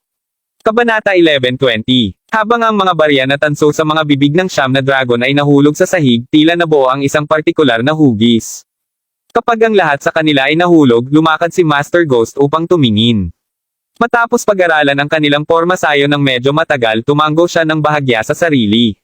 Nang makita iyon, tinanong ni Gerald, kumusta ito? Kung siya ay magiging ganap na matapat, hindi pa rin maiwanan ni Gerald ang kanyang sarili na ganap na maniwala sa mga kakayahan ng matanda. Gayunpaman kung ang Master Ghost ay tunay na makakahanap ng parehong mila at kanyang tiyuhin, kung gayon, at doon lamang, malulutas ang lahat ng kanyang pag-aalinlangan. Panipi tuldok. Kaya, ipinapakita ng pagbabasa na mayroon kang isang nakatalagang relasyon. Tuldok. Hanggat maaari mong hanapin ang relasyon na ito, pagkatapos ay tiyak na mahahanap mo rin ang mga taong hinahanap mo. Sa pag-iisip na iyon, nangangahulugan iyon na ang mga taong inaasahan mong hanapin ay buhay pa. Nakangiting tugon ng matanda. Nakasimangot ng bahagya, tinanong ni Gerald kung gayon alam mo kung nasaan sila ngayon. Umiling siya, simpleng sumagot si Master Ghost, ang kanilang lokasyon ay malabo upang masabi lang. Malapit ito, malayo, silangan, o kanluran, tunay na hindi ko sila mahahanap. Gayunpaman, mayroon akong pakiramdam na ito lamang ang kaso dahil mayroon ka pa ring nakalaan na relasyon na hindi pa matatapos. Sa isang paraan, masasabing ikaw ay insincere, at dahil doon, hindi ka pinapayagan na makakuha ng higit pang impormasyon kaysa sa kailangan mo pa. Isang nakatalagang relasyon. Naisip ni Gerald sa kanyang sarili, na hanapin ang pahayag na labis na kakaiba. Alam ni Gerald sa isang katotohanang wala siyang nararamdamang iba pang mga kababaihan mula sa pagkakataong nahulog siya kay Mila sa panahon ng kanyang unibersidad. Saan nagmula ang nakatalagang relasyon? Habang nakonsensya siya kay Gia at inamin niya na komplikado ang damdaming nararamdaman niya para sa kanya, walang alinlangan na sigurado siyang hindi niya ito mahal ng romantikong. Kahit na magkakaroon pa siya ng pagkukusa upang alagaan siya, napagpasyahan din niyang ipaliwanag sa kanya ang lahat sa sandaling kaya niya. Para naman kay Lyra, simple lang ang trato niya sa kanya tulad ng kanyang kapatid. Habang siya ay teknikal na kasintahan, gagawin ba talaga nitong isang nakatalagang relasyon? Tiyak na hindi ito inisip ni Gerald. Tulad ng para kay Alice. Sa gayon, hindi man niya kailangan na isaalang-alang siya. Wala talaga akong nakatalagang relasyon. Sasabihin ko ngayon na umiibig lang ako kay Mila, ang babaeng kasalukuyang hinahanap ko, sabi ni Gerald. Haha, humihingi ng paumanhin, marahil ay mali kong nasabi. Ang paunang natukoy na relasyon na pinag-uusapan ko ay nauugnay sa iyong kapalaran at kapalaran. Habang wala kang pag-ibig sa iyong pagbabasa ngayon, hindi ito nangangahulugan na hindi mo ito magkakaroon sa hinaharap. Pagkatapos ng lahat, ang iyong pag-ibig ay pagpunta lamang ayon sa natural na batas, makukuha mo lamang ito pagkatapos linangin ito sa loob ng ilang henerasyon. Nakangiting sagot ni Master Ghost. Tumanggi akong maniwala dyan. Ako ang may pangwakas na sasabihin kung may mahal ako o hindi. Anong natural na batas? Alam mo, magiging prangka ako at sasabihing hate ko ang mga taong katulad mo. Ang mga taong patuloy na pinag-uusapan ng tungkol sa natural na batas, ang kapalaran ng bawat isa ay nasa kanilang sariling mga kamay. Idineklara ni Gerald, isang pahiwatig ng galit sa kanyang boses. Totoong kinamumuhian niya ang pakiramdam na kinokontrol ng iba. Natatakot ako na maniwala ka dito kahit na hindi mo gusto ang ideya. Pagkatapos ng lahat, nakasaad sa pagbabasa na mayroon ka pa ring nakatalagang relasyon na hindi mo pa makasalamuha. Kung nabigo kang makipagkita sa relasyon pagkatapos ay humihingi ako ng pasensya na sabihin na hindi mo kailanman mahahanap ang babaeng mahal mo kahit gaano kalayo at malawak ang paghahanap mo sa kanya, sagot ni Master Ghost habang umiling. Narinig iyon, huminga ng malalim si Gerald bago magtanong. Kung gayon sasabihin mo sa akin kung ano ang dapat kong gawin upang makatagpo ang itinakdang relasyon. Alam na ng iyong puso, G. Crawford. Upang maging mas tumpak dapat mong tanungin ang iyong sarili kung bakit ka pa napunta sa Hollymark City. Ito ay dahil kailangan kong magtungo sa hari ng palasyo ng karagatan upang hanapin ang babaeng nasa bangkay ng puti. Tuldok-tuldok. Siya ay naibig sa Diyos na mukhang magkapareho sa akin. Ngunit sa huli, inilagay sila ng malayo sa bawat isa-iba, naisip ni Gerald sa sarili. Maraming mga pahiwatig, at lahat sila ay tila humantong sa babaeng nakaputi. Sa sasabihin ni Gerald, kailangan niyang tulungan ang Diyos na hanapin ang babae at ibalik ito sa kanyang tabi upang ilibing kasama siya. Sa paggawa nito, inaasahan din ni Gerald na ibunyag ang mga lihim ng kanyang pagkakakilanlan at background. Anuman ang pagbasa ba ni Master Ghost ay nangangahulugang si Gerald ay may paunang natukoy na relasyon sa babaeng nakaputi. Paano ito naging posible? Habang si Gerald ay mapait na ngumiti, narinig niya ang ungol ni Master Ghost. Tuldok-tuldok. Gayunpaman, gaano katindi ang paghihirap. Matapos pag-aralan ang pagbabasa ng medyo malapit, malinaw na nakasaad dito na ang nakatakdang relasyon ay tiyak na iyo. Ngunit sa parehong oras, hindi. Sa nasasabi ko, mayroon siyang direktang relasyon sa iyo, ngunit tila wala kang relasyon sa kanya. Nakapagtataka. Matapos pag-isipan ito ng kaunti na nakasimangot sa kanyang mukha sa buong panahon, pagkatapos ay idinagdag ni Master Ghost, anuman ang kaso, kailangan mo pa ring hanapin ang babaeng ito bago mo mahanap ang kasintahan mong si Mr. Crawford. Gayunpaman, sasabihin ko na ang iyong pagbabasa ng tunay ay magulo. Haha, marami lang akong nabasa. Pinapanood habang iniiling ni Master Ghost habang medyo nahihiya, naisip ni Gerald sa sarili, hahanapin ko muna ang babaeng nasa libingan ng puti noon. Pinili ni Gerald na huwag ibunyag kay Master Ghost na nakakita siya ng ibang tao na kamukhang kamukha niya sa sinaunang libingan. Tila ang itinakdang relasyon na mayroon ang babaeng nakaputi ay talagang sa ibang tao. Sa anumang kaso, alam ni Gerald na kailangan niya itong hanapin. Anuman, nagpapasalamat siya na nakumpirma na buhay pa rin si Mila. Panipi tuldok-tuldok-tuldok. Pinag-uusapan kung alin, ano ang alam mo tungkol sa Sun League? Tanong ni Gerald mula sa Asol. Ang Sun League. Narinig ko lang ang mga alamat tungkol sa kanila mula sa aking Panginoon.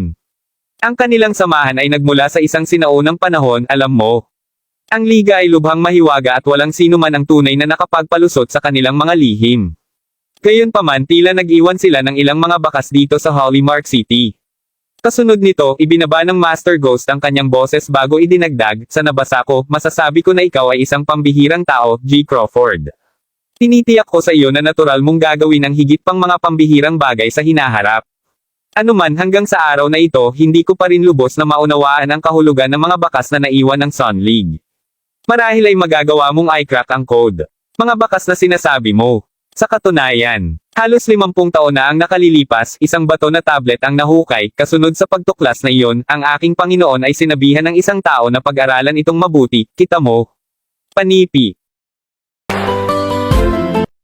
Maraming salamat mga kamaster sa walang sawang pagsusubaybay, isang like, share, and subscribe naman dyan mga kamaster. Abangan ang susunod pang mga kabanata.